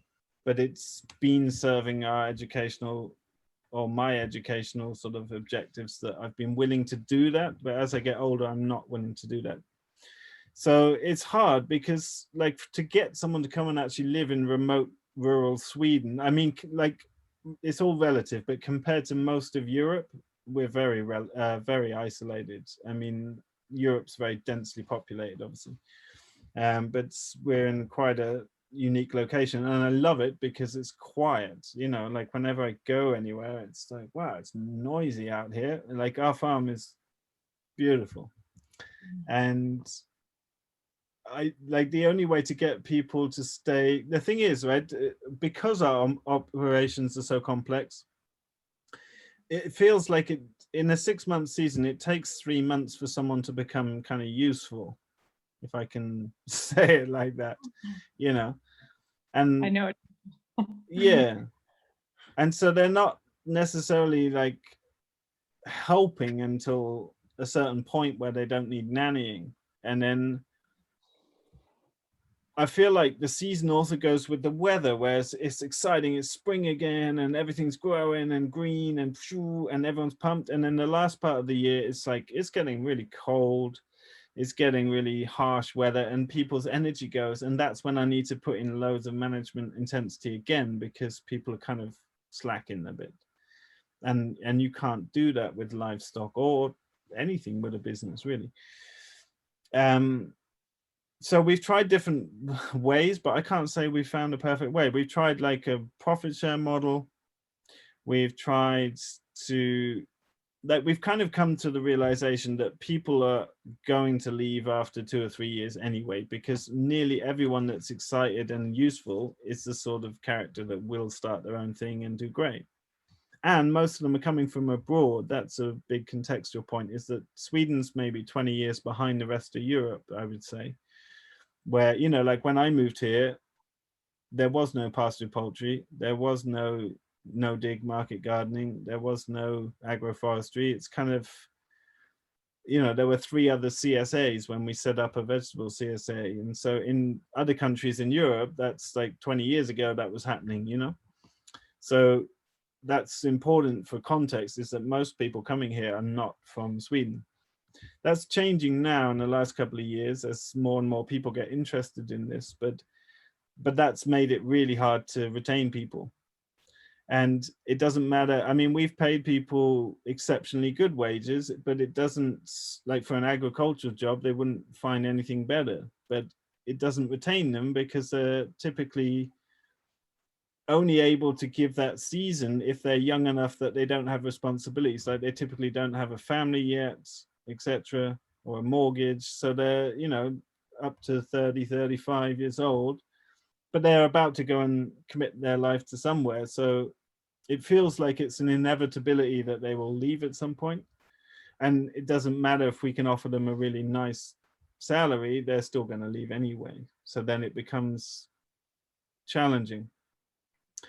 So we're kind of trying to let it happen more organically, where like if someone can show that they are committing themselves to a level that they're buying a house in the local area and moving in and setting up their life here, then I'd be willing to talk about giving them shares in the business, but not until that point. So, and that hasn't happened yet. It's kind of nearly happened a couple of times, but yeah, I feel like our geographical location is a large part of that, because it's, you know, you have to really want to live here. Yeah, I don't know if I've got so much market share. We haven't got that fixed, I would say, in a way that feels long-term resilient, but we're always working on it. And yeah. Well, thank you for your honesty and transparency. And yeah, that's becoming a piece that I'm really feeling like I need to put intention onto. So thank you. Yeah, it's difficult. I think it's very difficult. And I don't know if anyone's got like a great answer to it. I think it could look very different in different circumstances, couldn't it? And yeah, absolutely. Well, thanks, Richard. Thanks, Laura. So we're gonna have 5 more minutes here in the Q&A, so that Richard doesn't stay up too late, so we can get up for chores in the morning. And so we still have some questions in the chat. If you would also like to ask a question in person, you can raise your hand or unmute yourself. But how about we go to this question from Anna Maria about ponds? I know a lot of people in our area are looking at putting in ponds just to hold water through our drought years. So the question is, how do you maintain your ponds? The only thing we need to do to maintain them is take out plants, and that's the only maintenance we do. I mean, they're self-maintaining ecosystems, but what happens is if you have things like ducks and fish, you will have a buildup of nutrition, so it can be a great a great breeding place for plants. So you need to clear some of them out periodically, which can be used in compost, or you could be sending them to other people building ponds to establish their, you know, biodiversity. But that's the only maintenance we do. We've done nothing in the last 4 or 5 years since we built that pond. Yeah. Great, thanks. Easy. Okay, let's go to a question from Monica. How do you maintain the tree strips? Looked like you have fencing for the pasture strips between them. Did you lay cardboard or anything to limit weed growth in the tree row? Yeah. So animals are always kept out of that. So fencing's often under prioritized. Like P.A. Yeoman said back in the 50s, like the only fence line that most farmers get right is their perimeter fence, and there's some truth to that. But like fencing works both ways, obviously, to keep things out and keep things in. And there are areas that you shouldn't let animals into, water bodies and forest strips or whatever. So we're using portable mobile fencing with portable mobile energizers, and everything is very quick and easy to move. That's what morning chores looks like. We wake up, all the animals are moved, done. It's very quick and easy if you have the right gear, and that keeps them out of the tree strips. We initially put those trees in with wood chips as mulch, because trees come from a fungal environment. So what happens in an ecosystem over time is the level of fungi goes up and then plateaus, and the level of bacteria goes down and plateaus. And in the middle where they meet is kind of where all our vegetable crops and pastures reside. And all of the tree crops are heavily fungal orientated. So when you plant a tree, you're not actually growing a tree, you're growing fungi, and that's what supports the tree. So to do that, you need minerals, because fungi eat rocks and they eat carbon. So we use rock dust, we use wood chips, and that serves as fungal food, but it also serves as grass.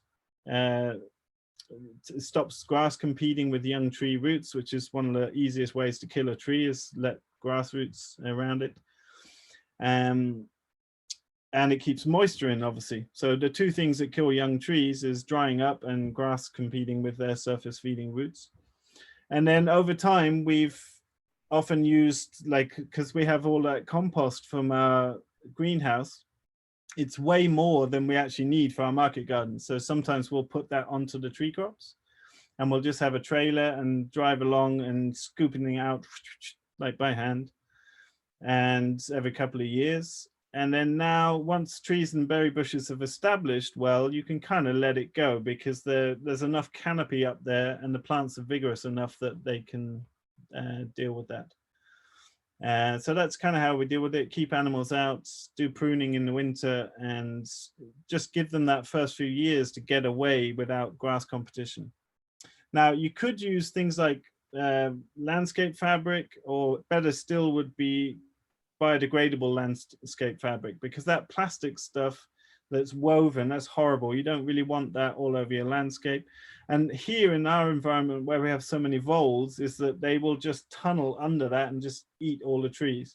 And they've been doing that a bit anyway, because we haven't had cold winters, so they've not been killed back. Like a vole is sexually active in something like 42 days, and it can have 15 pups in a litter several times a year. So if you don't kill them back, they become an episodic problem. So the winter generally would have taken care of that, but the last 5 years have favored them greatly. So I'm glad I didn't use plastic, but something you might consider is a biodegradable, like Hessian or hemp fabric, and put tree strips out like that. So that could be quite effective, I think.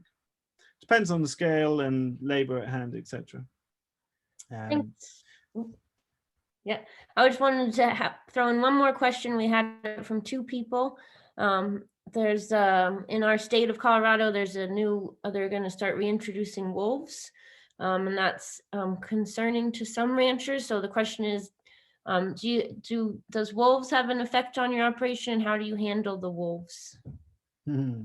So I noticed that in the chat, someone was mentioning wolves is a it's a topic you don't talk about here. People here are interested in their roads, their forests, and wolves, and you have to be very careful what you talk about. But I want wolves here. Like I had a wolf on my front lawn a couple of years ago, and my dog bonded with it, and it was pretty amazing. But my wife was not very happy. She thought it was going to eat the dog, but I didn't have any fear of it at all, that it would do that. But there are grave risks at taking away apex predators out of the landscape. And what's more scary than things like land predators is what's going on with sharks in the oceans that have been the apex predators for 400 million years. If you want to freak yourself out, then there's a great film called Shark Waters. It's quite old now, but there won't be any oceanic sharks in the next decade because of the long line shark fin industry that's actually bigger than the global cocaine industry. So it's worth checking out if you're interested in trophic pyramids and what ecology does. But wolves, I mean, your responsibility as a landowner is to put up good fencing, and good fencing keeps wolves out. So, that's what I say to that. I mean, I'm much more in favor of working with the predator species because I want them there. And I would be very sad if my kids grew up in a world where there was no bears and wolves around, because that's got bigger implications than we might admit to ourselves. Yeah, I see a question here about eggs that I want to answer. Someone. Yeah. I'm also happy to sit and answer questions, so it's up to you. I know you said you want to wrap up. If people still have questions, I'm still fine to answer them, but it's up to you as the manager of the session. But I just want to say about eggs, someone was asking how you deal with poo and blood smears on eggs. You might get the odd blood smear in the beginning when they're first learning to lay eggs, but that disappears within the first couple of weeks in my experience. But you shouldn't have any shit in there. So one thing that's important is that you exclude the birds from the nests when they're not laying. So we open them in the morning and we close them in our situation, it's about 2:30 in the afternoon, that we close the boxes so they're never roosting in them. Because if they roost in the boxes, then they will obviously foul them and make a mess. And then we shake the mats out whenever they need it. So we have multi-layered boxes, so nothing can fall through, but you can also have single-layered nest mats rolling away to the middle, and then things fall through the mats. But we have, like, it's beautiful. You see in some of our videos on YouTube, you go up and collect the eggs from 1,000 hens in 20 minutes, and it takes about 50 minutes to sort 1,000 eggs. They're all clean, and there's maybe out of 1,000 you might have 8 or 10 that are dirty, and I don't even bother I don't bring them into the egg packery because you're not allowed to bring dirty eggs in. I'll just keep them for eating myself. So nearly all the eggs are totally perfectly clean, and that's down to your nest box and your nest box management. You need to keep the nest clean, obviously. And yeah. Well, thanks. Yeah, we can keep going. I just didn't want to keep you too long. If you No, I'm fine. I'm here to be of service if I can. So Well, I'm thank just you not so sure much. whether the questions here are from people that are still here or people that might have left. That I don't know if it's better to for people to ask questions or to read through them. But we still have a lot of people here. So yeah, let's see. Paul has his hand raised. So yeah, great. Why don't you go ahead, Paul? And then we have Derek and Camise. We can talk to you after Paul. So thanks. So you just need to unmute yourself, Paul. There we go. Perfect. So Richard, with your yeoman's plow, your keyline plow, did you do any penetrometer tests before you did that, or what your experience with that? Yeah. So a penetrometer, for those that don't know, is basically a handle with a dial and a stick, and you push it in the ground. and it's measuring the pounds per square inch pressure that you're pushing against. And it's also got like a measuring rod, so you can see how much pressure you're pushing at different depths in the soil. So in this way, you can use a simple tool to read what's happening under the ground. In America, you get simple ones for like $150 from Dickie John. And they're very effective. So what I did is I went round all of our paddocks and I just did random transects across the fields, measured it, wrote it all down. And basically what we found is that we had about, like 18 to 20 centimeters, which is what, 8 inches, something like that. We had a layer that was over 300 psi. So on the scale that you're reading when you push this tool down, it's got like a green, a yellow, and a red. And red is above 300 pounds per square inch, because when you hit something at that pressure, a plant root can't penetrate through that. So what will happen is, when you pull a plow through the soil over and over again, you create a plow pan, like a horizontal plane of compaction under the soil. So you can't see it, but when you dig a soil profile, you see that all the plant roots are in that little gap, and they can even start spreading out sideways because they just can't go down. And you get waterlogging issues and root rot and stuff like this.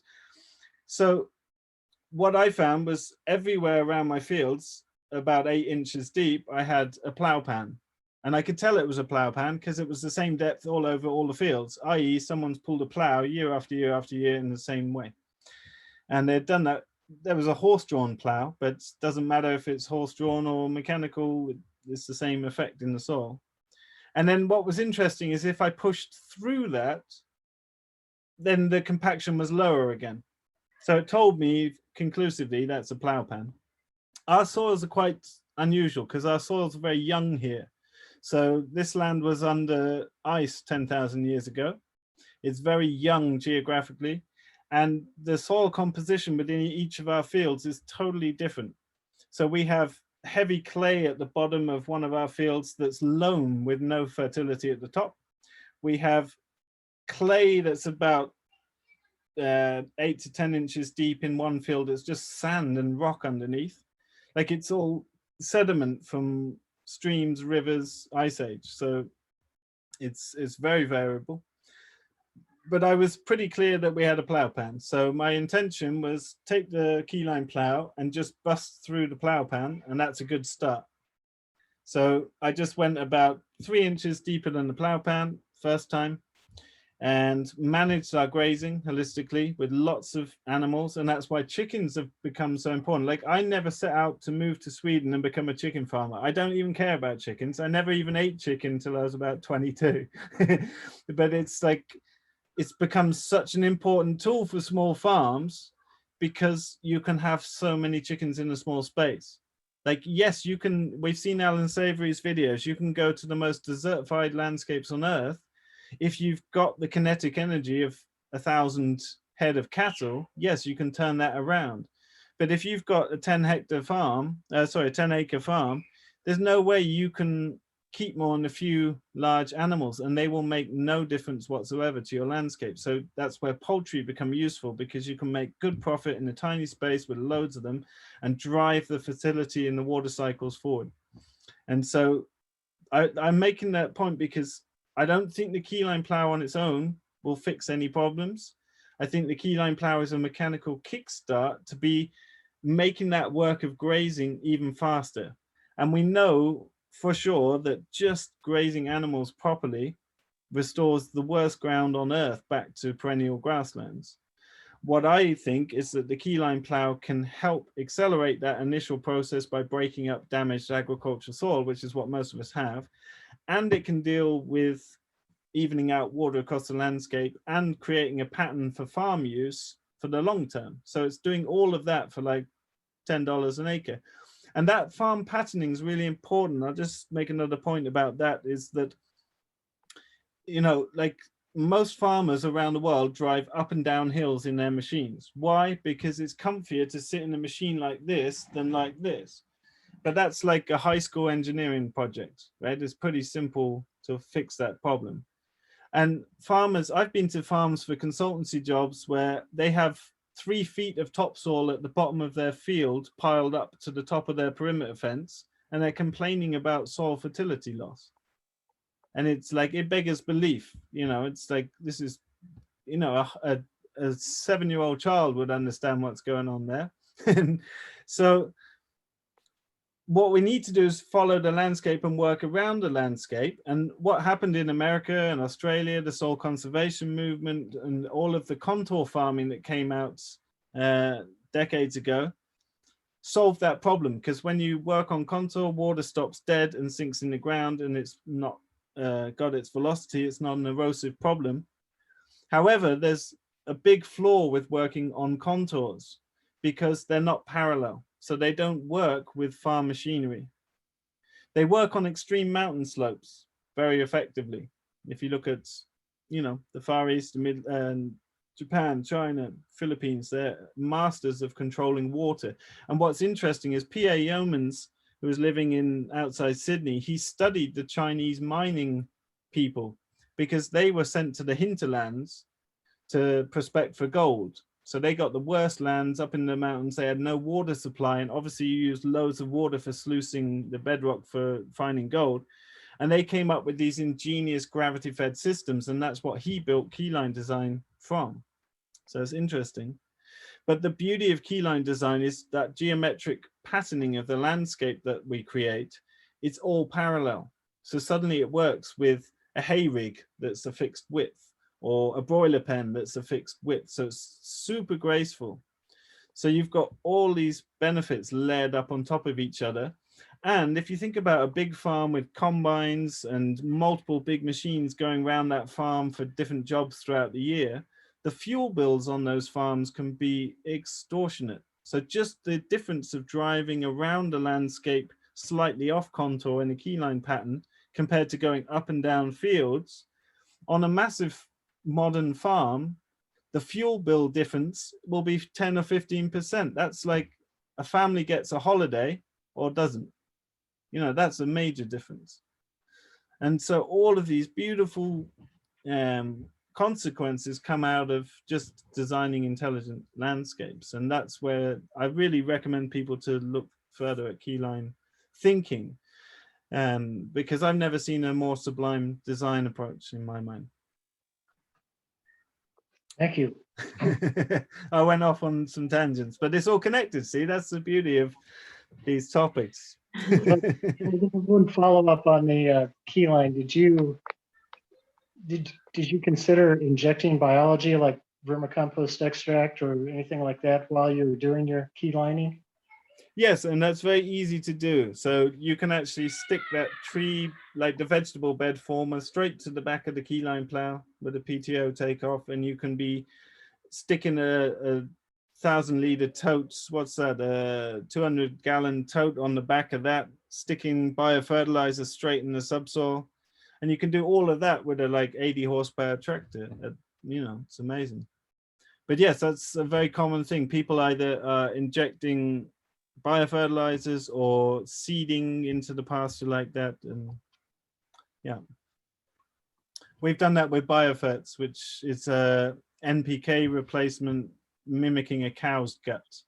It's come out of the work of Mass Humus, who are working with tens of thousands of campesino farmers in South America. And if you don't know about those guys, you should check them out. It's amazing. I mean, they teach. So if you want to know how to make preparations for building soil with the stuff lying around a typical farm, it's best to go to these poor countries where they've had to learn how to do that because they can't afford NPK. And Mass Humus has done amazing work with that. You're basically taking one of these blue barrels or a big tote.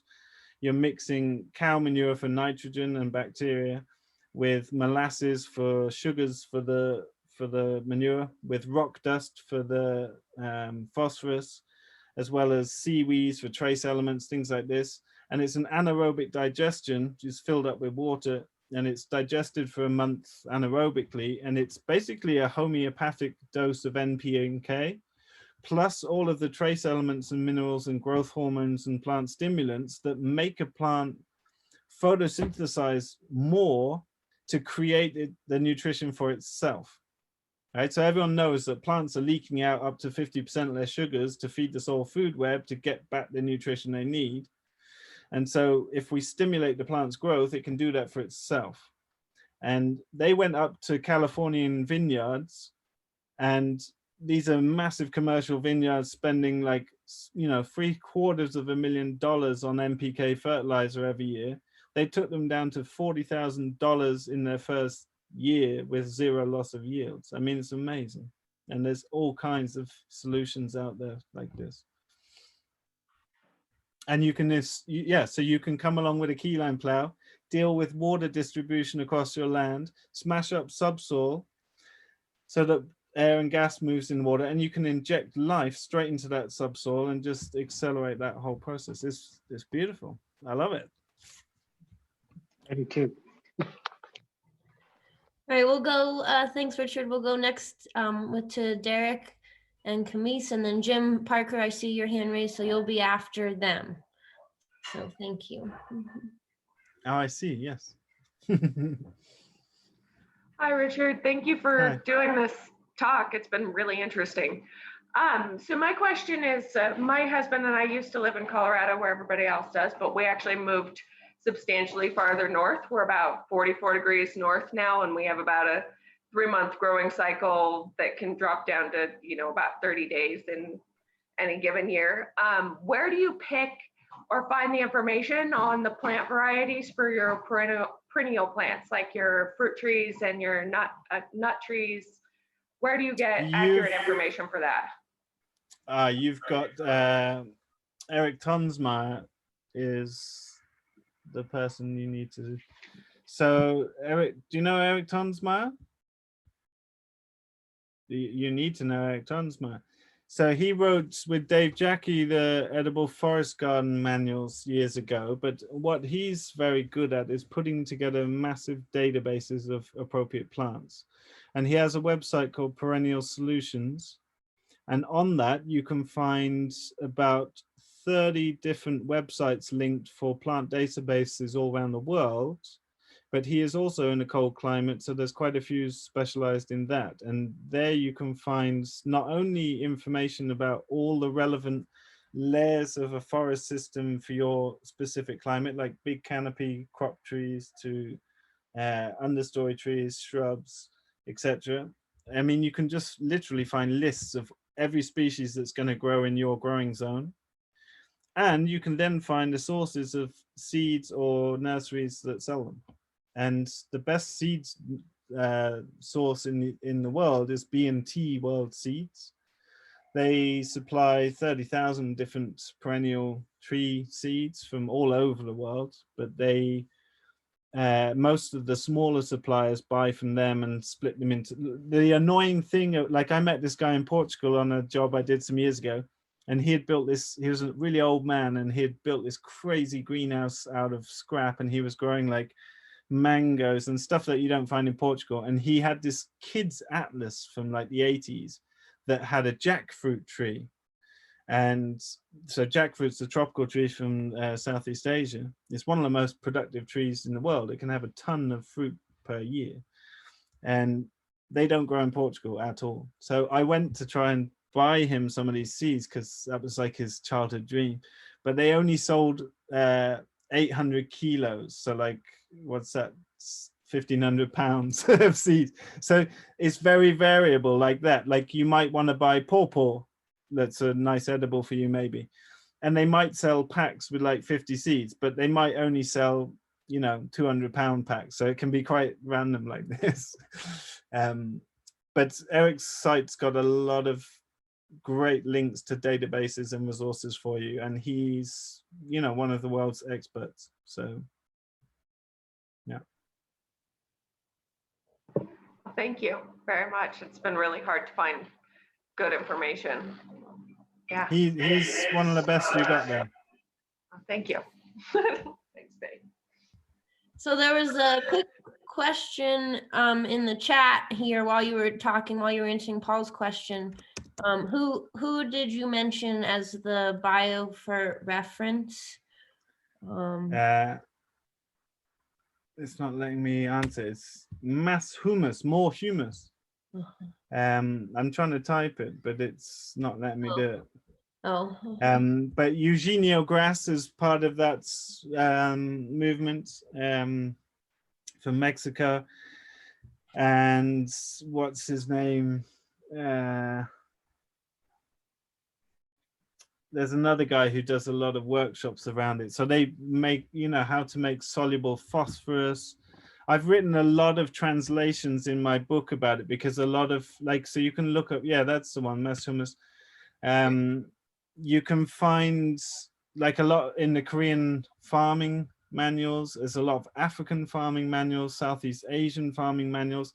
And what I've done in Europe is translate them to the European context, because they're often with like sesame seed plants, and you make charcoal with that as a phosphorus source, because sesame is a dynamic accumulator of phosphorus, which means it concentrates phosphorus in much higher proportions than are found in the ground around it.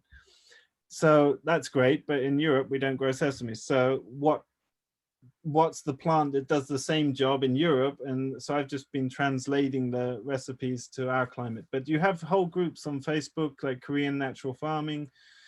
So you can do wonderful things like IMOs, indigenous microorganisms, where you, if you want to plant tree systems in your pasture, and you know that tree systems are heavily fungal orientated and pastures are bacterially dominated, you can go with simple means like cooked rice, and you go to your oldest forest systems and you just collect tens of thousands of species of microorganisms and fungi, knowing that however complex you think it is way more complex than that. So if we can go to the original source of these kind of supportive organisms and cultivate them and build them into our compost and plant our trees with that, probably it's going to do something really good.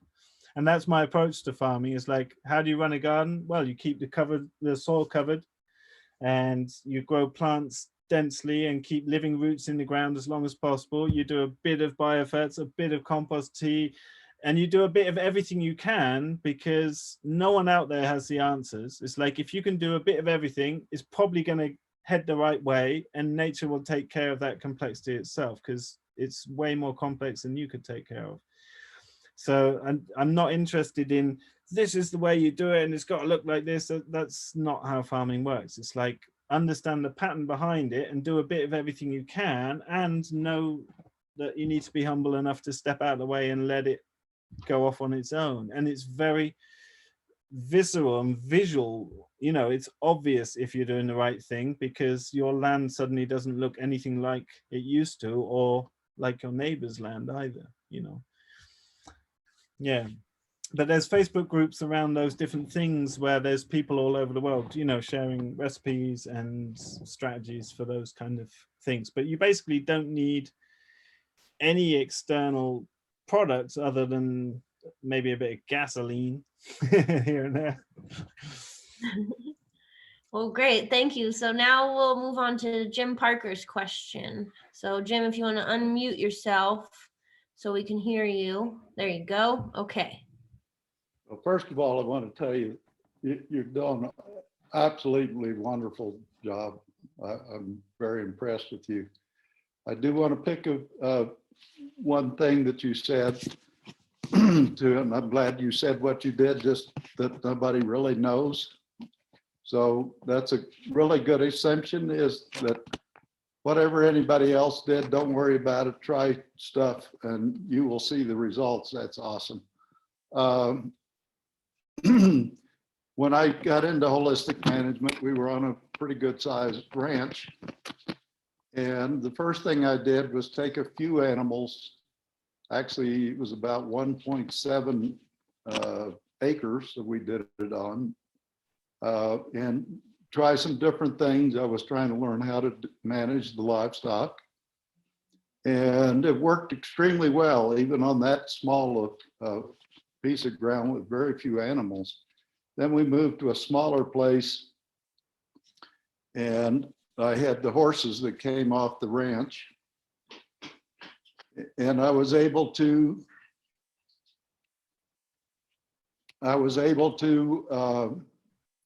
improve this small piece of acreage with a few animals. So you talked about people with small acreage not being able to use animals.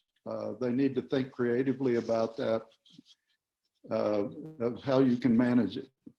And you're talking about the same thing, except for fewer animals, but you're concentrating them so your stock density is high per acreage. And you'll get Yeah, the I same guess. effect as animals of thousands of acres. Yes, yes. No, you're right. And it's all about animal impact and timing. But I think just what I've noticed with the addition of poultry, which is such a beautiful complementary enterprise and product, is that you can just, on a small farm, you can scale that, 20 times, because poultry are just, you can have 1,000 poultry where you have one cow. And the impact they have on pasture is just amazing. But obviously it's imported nutrient too. So that's part of the picture. So yeah, to be clear, of course you can improve land with a small amount of animals. I just think that poultry, you can't make a living from a tiny amount of animals, but you can make a living on a small bit of land from poultry. And so that's a big part of the economic picture too, I guess. Yeah, but no, thanks. That's a good correction. Thank you. Good answer. And if we ate the horses too, I've got a thing against horses. Well, in Italy, but so we have another hand raised here. We have Diane and Evan. Okay. So Richard, just wanted to thank you so much for what I said earlier was the most inspiring talk I've seen. I really, really appreciate it. I have kind of a two-part question for you. The first is pretty simple. I'm reading a book right now called An Agricultural Testament, Sir Albert Howard, and he talks about using compost or creating a process to create compost that eventually turns into humus. And I've heard you use that word a couple times. And so my very simple question, part one, is what is the difference between compost and humus, if there is a difference? And oh, he's like, that's not a short question. I'll tell you part two later then. Go ahead. No, tell me part two, because I'll tell you why in a minute. Okay, part two is different. In your brief for this session, you mentioned something that's really important to us is that you had started your small farm and had worked to the point where you were debt free. And so for us, that was a big piece. And I was wondering if you could mention, how that process went for you. A lot of people will borrow and get bigger and more equipment and stuff, and the debt just keeps on rolling. And so for us for our homestead to be debt free has been huge. And so I just wondering if you could just maybe elaborate on that. So different topics, I'm not sure I want to go too deep into the humus thing. I mean, there were scientists in the last couple of years saying that humus doesn't even exist at all. And all I know is that soil is way more complex than, the oceans that we probably know more about and our solar system that we probably know more about. And I certainly can't claim to, with everything, the sort of farm we run, there's so much complexity going on that the way I've approached my education is focusing on unschooling myself since leaving school and learning about how to actually learn, which school never taught me. And really empowered my learning experience by going through Gaia University, that was like a mycelial network of world changers set up by Andy Langford over in California. But he was the guy that set up the British Permaculture Association, but wasn't happy with how it developed. So he went off to set up a think tank that turned into Gaia Education, which is a global eco-village network, and the Gaia University. And that was very systems thinking orientated. I met some of the sharpest brains I've ever met there. I was actually living in Thailand and working there, but I flew to California to do this orientation and went through that program working in other parts of the world. And why am I telling you this? Humus, compost. Yeah, but I lost my Yeah. So what I learned, so through that, sorry, I couldn't think, why is this connected in any way? Yes, what I was taught about there was how to design and plan my learning, and it was amazing. And I've learned so much more since leaving education than education ever taught me. And I was lucky enough to have a few amazing teachers, which I realize now looking back that most people never even had any amazing teachers. And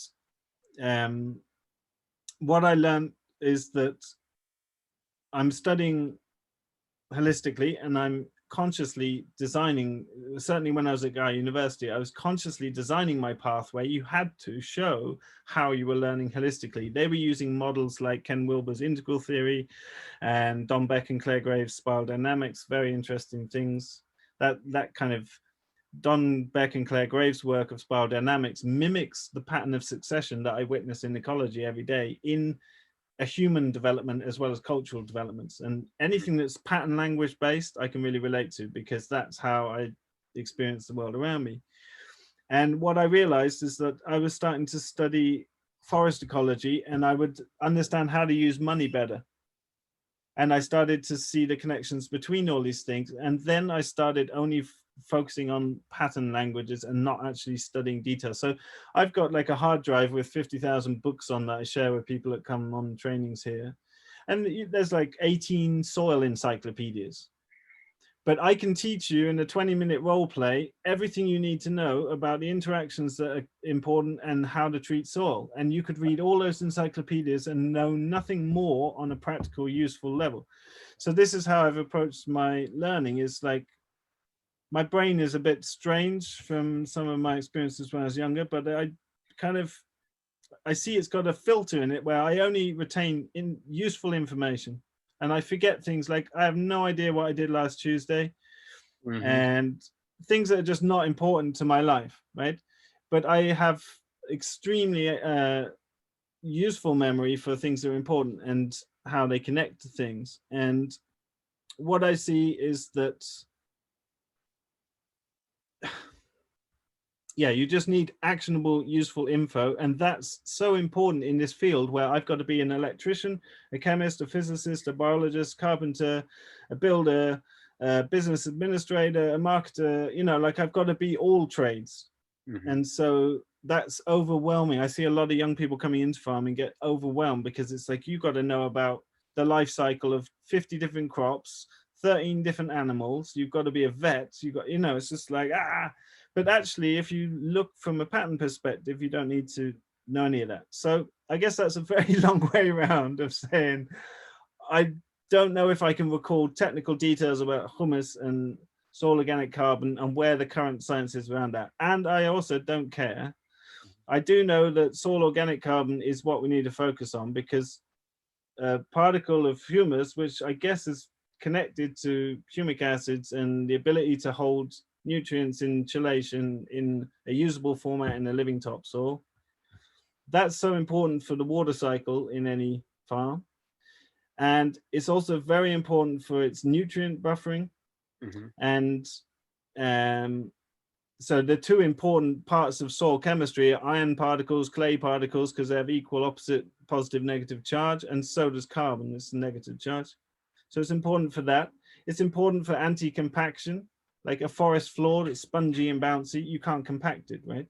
So that's a major function of it in our healthy topsoils too. And it buffers pH. If you've got alkaline soil or acidic soil and you add organic matter, it goes back to neutral or towards neutral. And that's the range that you can produce things in. And yeah, I mean, it's a massive topic, and I don't know if I can speak any more to the technicalities of what is humus, but I guess when compost is broken down to the point that nutrients are chelated, then it's humic, you could say. Okay, that goes along with what I have been reading, because reading this book from the 1940s, right, and he's talking about the aerobic decomposition that takes place with air, with lots of moisture, with fungi, and then after that, another period where it's bacterial and it's anaerobic, and then you have humus, and he says it's gold, right? And yes, but but soil is also like in a healthy aerobic. So we have this weird association, right? We have a very weird relationship to microbes for a start.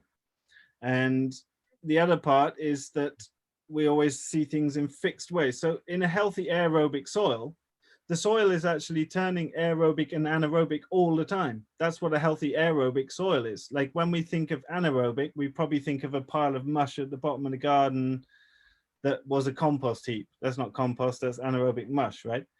And likewise, when we think aerobic soil, we think, it must always be aerobic, but that's not what it means. A healthy soil is always flitting between anaerobic and aerobic, because that's how nutrients get released from the clay and iron particles. And so, it's complex. And so I can't speak any more to it. And I don't need to know any more about it myself. It doesn't lead me to how to act in the farm, if that makes any sense. Gotcha. But there might be someone who can speak more to it. Thank you. Thanks so much, Richard. So are you okay, Richard, with the one more question, and then then you can go yes, to but bed? I wanted to answer the second part of your question, which was about, I'm more than happy answering questions. If you want to leave, you can tell me, but I'm more than happy to. You asked about going debt-free. Yes. So we made a business plan for 5 years to pay off debt. And we had, I had $20,000 in the bank. So we really didn't have much of a buying budget.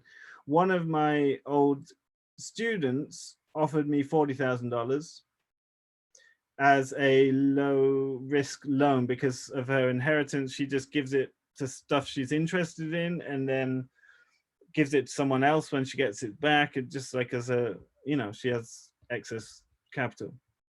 And she said, if you ever want to do something, I could lend you that. It was about 2 weeks later that I decided I could do something with that. And then we took another $40,000 loan from a eco bank. It's like a small bank that invests in like local projects that are kind of cool.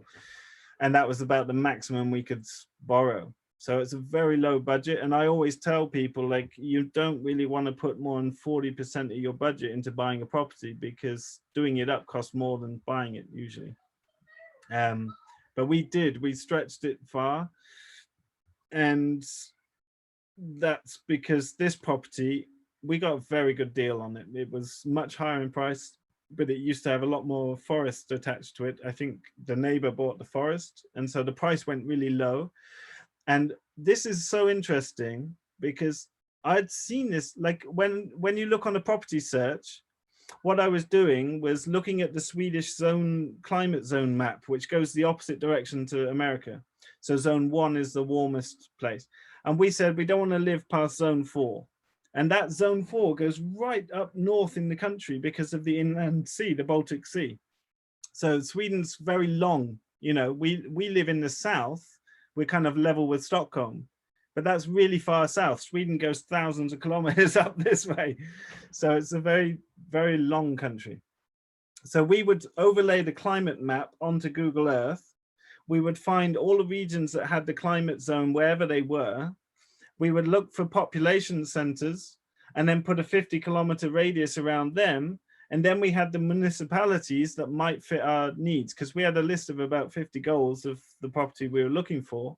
And the only one that we didn't meet was to be in close proximity to the sea. But we have a beach with a sandy beach on the lake just 500 meters down the road. So it felt like, okay, that'll do. And so it's a cool way to use the free tools that we have to, narrow down properties based on your contextual sort of desires.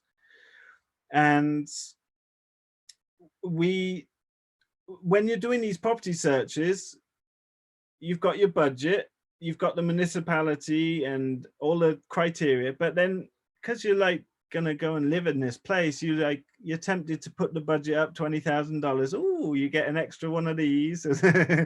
So I had looked at properties I couldn't afford, because I'm always curious of like, oh, another $10,000.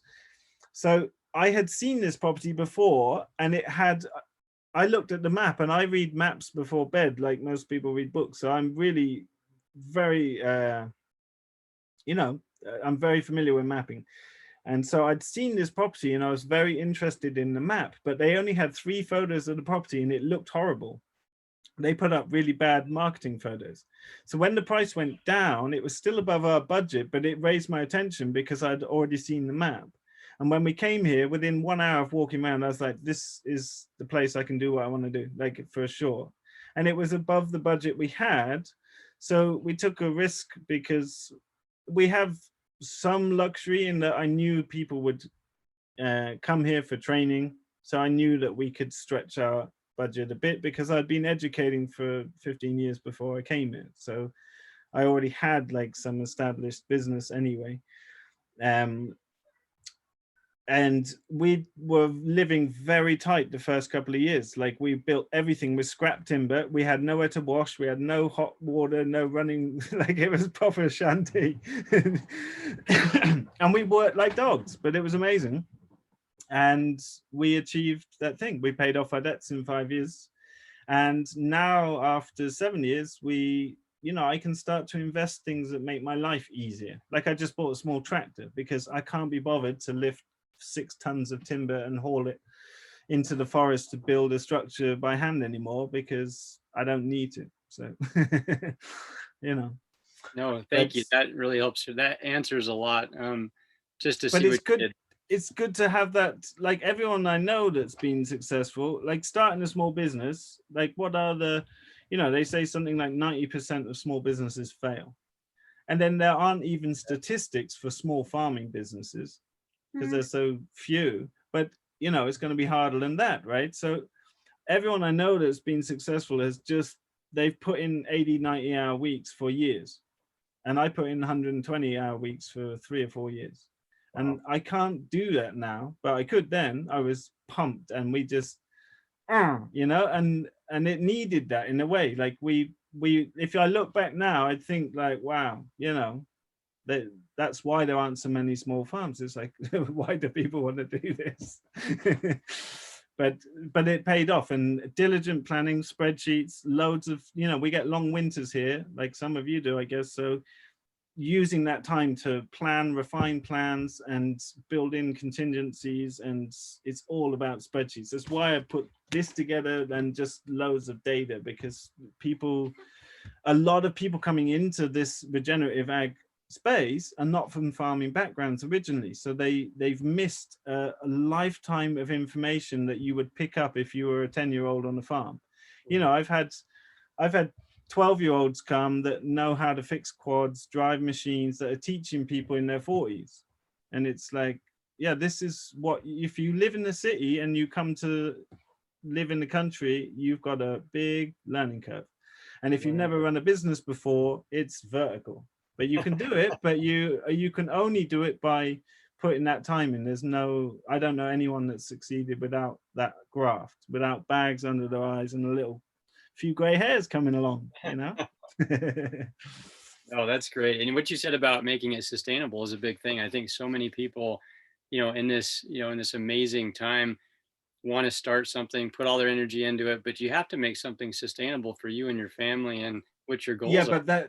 But I think it's critical. So last summer, I interviewed a lot of our old students and people around Europe that are up and coming in the field. And my plan was to drive around Europe in a truck, to have a year off to just get perspective, because I was a bit burnt out.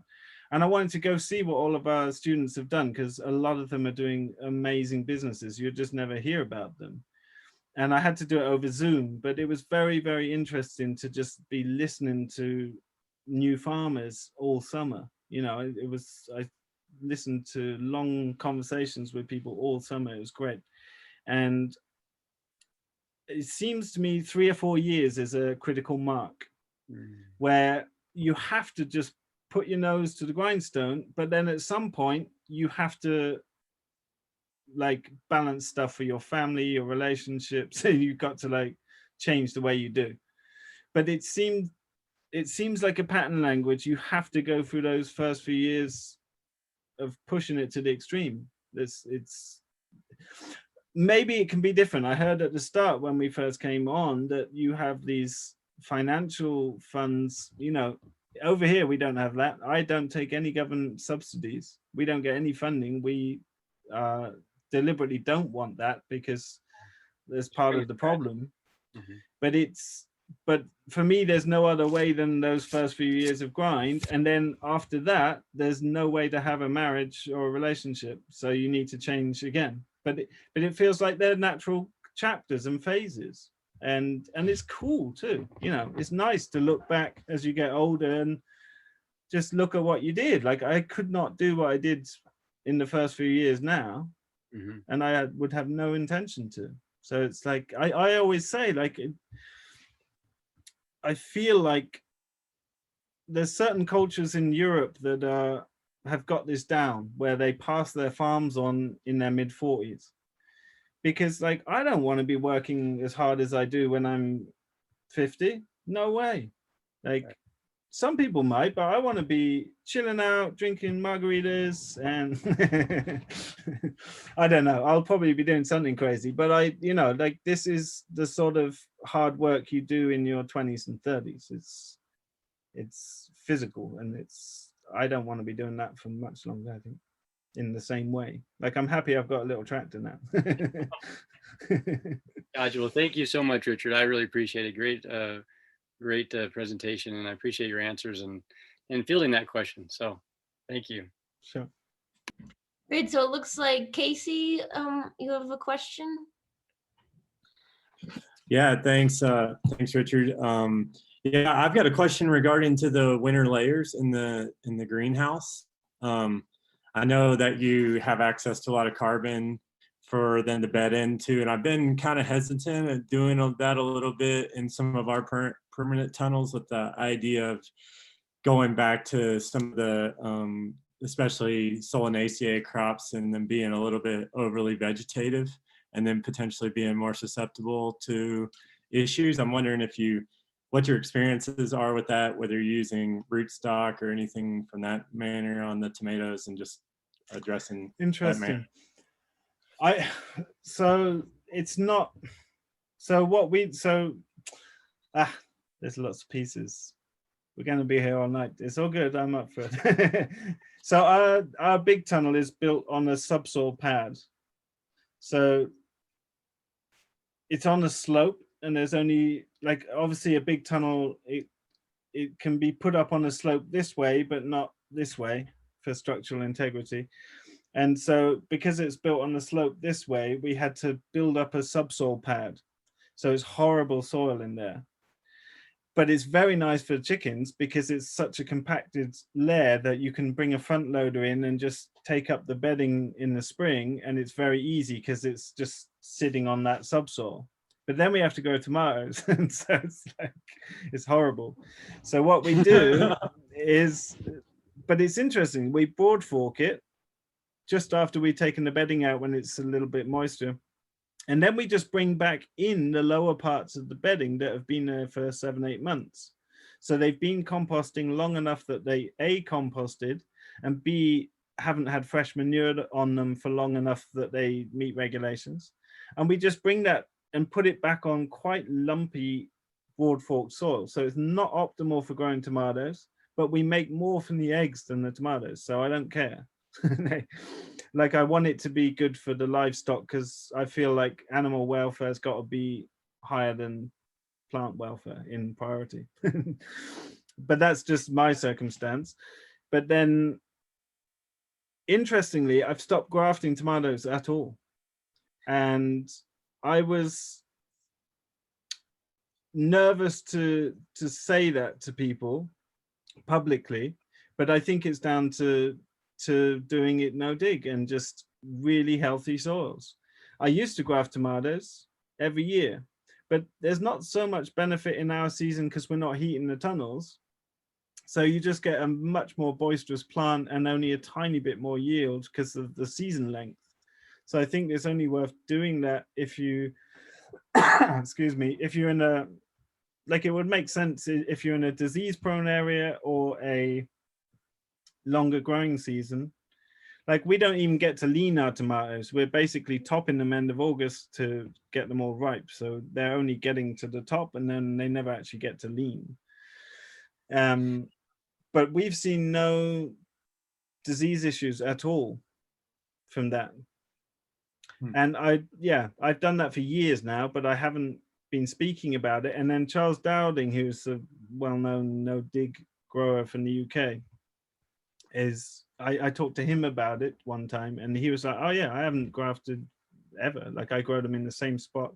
And he's in the UK, where you have massive tomato disease issues because everyone's got tiny gardens next to each other. So that gave me the confidence to say it to other people, because I'm a little bit careful what I say, because I know that, you know, people might go out and copy that. So no, that's worked fine for us. We're using peat moss as the substrate though, so it's kind of like the basis of compost anyway. Don't know if that influences things, but it's been working good. I mean, it's been surprisingly good. How, like, if you see how crappy the soil is for the tomatoes, they do amazingly well. I wouldn't want to grow in it, but yeah, I think the substrate would play a big part, because I know a lot of people over your way use like wood chips, and it's just too carbonaceous to capture the manure, and it doesn't absorb enough moisture. So, you know, Joel Salatin always calls it the carbonaceous diaper or whatever. But if you look at something like peat moss, it's 40 times more absorbative, and it can capture that nitrogen properly. So I think the substrate will make a big difference to how well it works.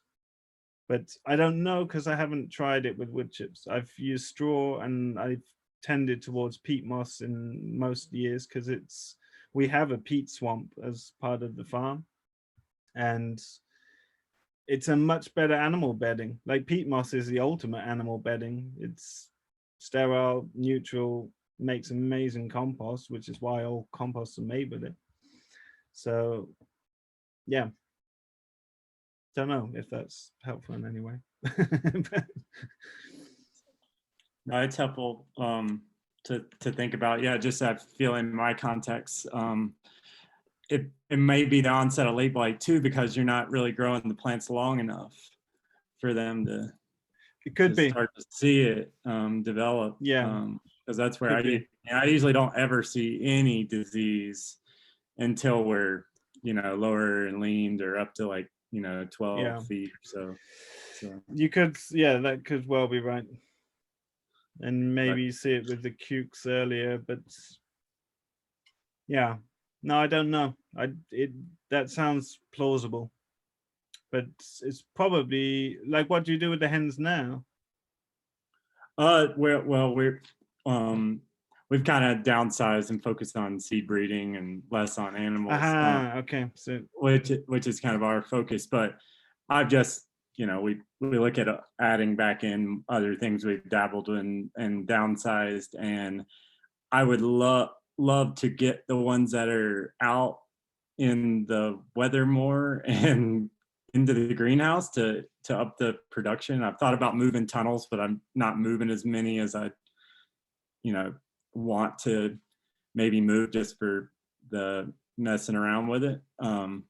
What do you mean? Like, would it not be worth purchasing another tunnel as an experimental one that you know is housing for poultry and could be used for your seed saving also? Yeah, no, is that too big an investment? No, that would be exactly the idea, or even utilizing them, knowing that the following crop would be something that would benefit from more soluble nitrogen source. So I was just interested to hear if I would always take the bedding out. Yeah. No, well, we always take the bedding out and we compost it down over the next year and use it the next spring. So the only bit we'll use is the very bottom part. So when the birds come in, we'll put like 20 centimeters, what's that, 8 inches or whatever. We'll put down a layer first, and they'll stay on that for a few weeks. And then we'll just fork it round, not over, but just like around. And then we'll start the deep litter and just keep adding and adding and adding and not turning or doing anything with it. So that bottom section is quite usable by the end of the winter. but it's like, you know, it's over 2 foot thick. It's like, Right. it's a lot of bedding.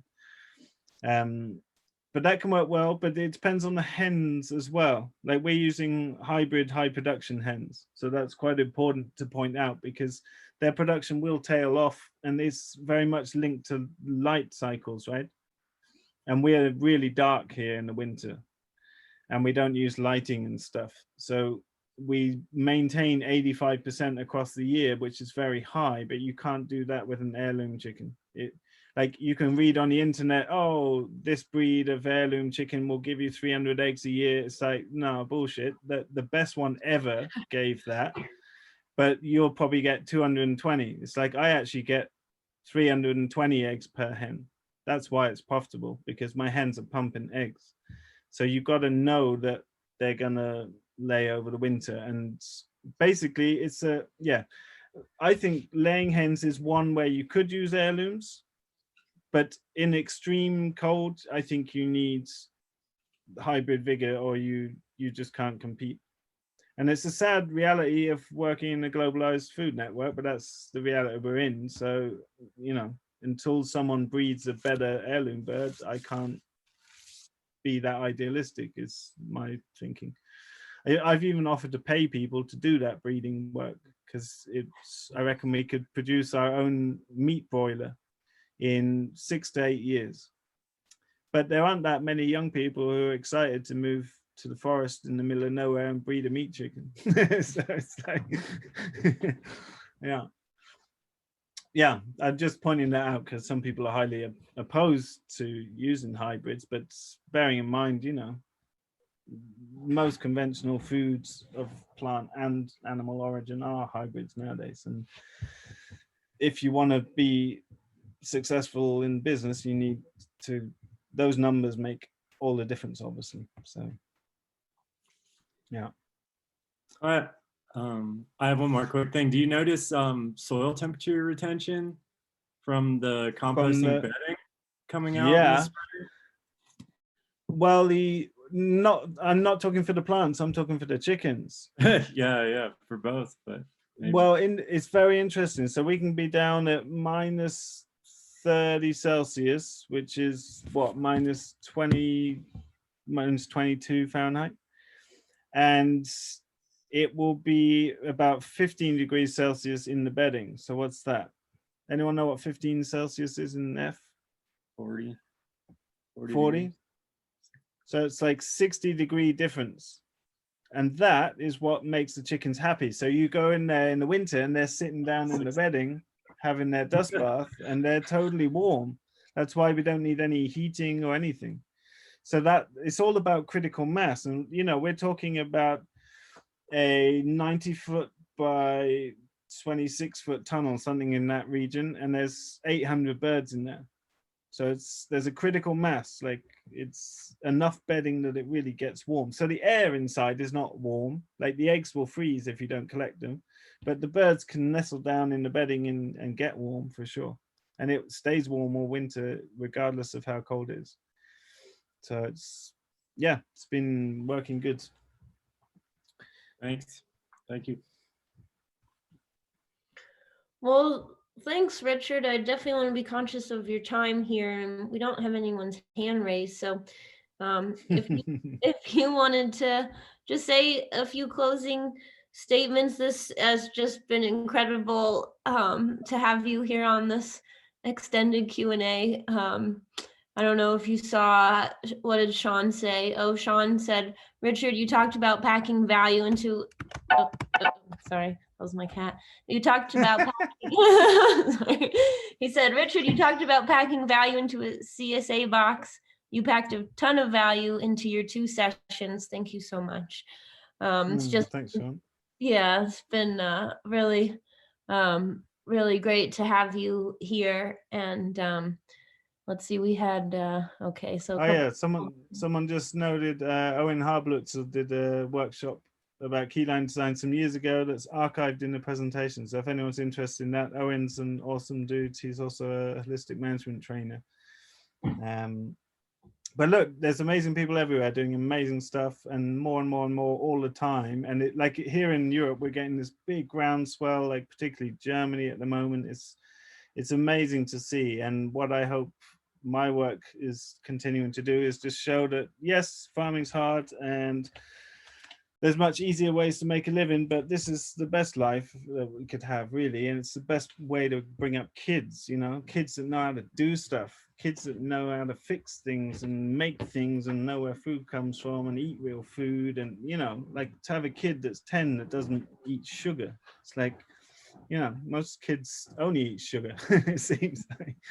And yeah, it's a life worth living, and it's doable. Like, of course it's hard, but we can do things smart and we can make a living and live a good life and restore dignity back to rural stewardship. That's my goal, and I'm here to help. So you can find us through the web, and you can ask questions or for resources there, and I can point you to what I know about. Yeah, thanks for your time. It's been a Thank pleasure. you so much, Richard. It looks like Carol has something to say quickly. Oh, and I just wanted to tell you how much your international perspective really has enriched our understanding and expanded resources we might go looking for. And I'm, along with Emily, the one who's been bugging you on WhatsApp. So I just wanted to say hi in person, and thank you so much. I don't know if have I been answering you, because I don't check WhatsApp. Oh, do you mean, oh, with the, for Yeah. this event? That's Yes, right, okay, I that's did. right. I generally avoid my messages. But I did receive that. You Yeah. did. Yeah, Carol and I were the two people you talked to on the phone back in October, Sure. September, whenever that. Yes, no, I understand. I understand. But Richard, just thank you so much. I mean, this was just incredible, all the information, and you're so generous with your time, and just really appreciate you being here with us today, and really a highlight of my year. So, yeah. Well, thank you for your kind words, and yeah, super welcome. And you can find us online, so be in touch if you need to be. Great, thank you so much, and thanks everyone for being here. Bye. Ciao. Have a good rest of your day.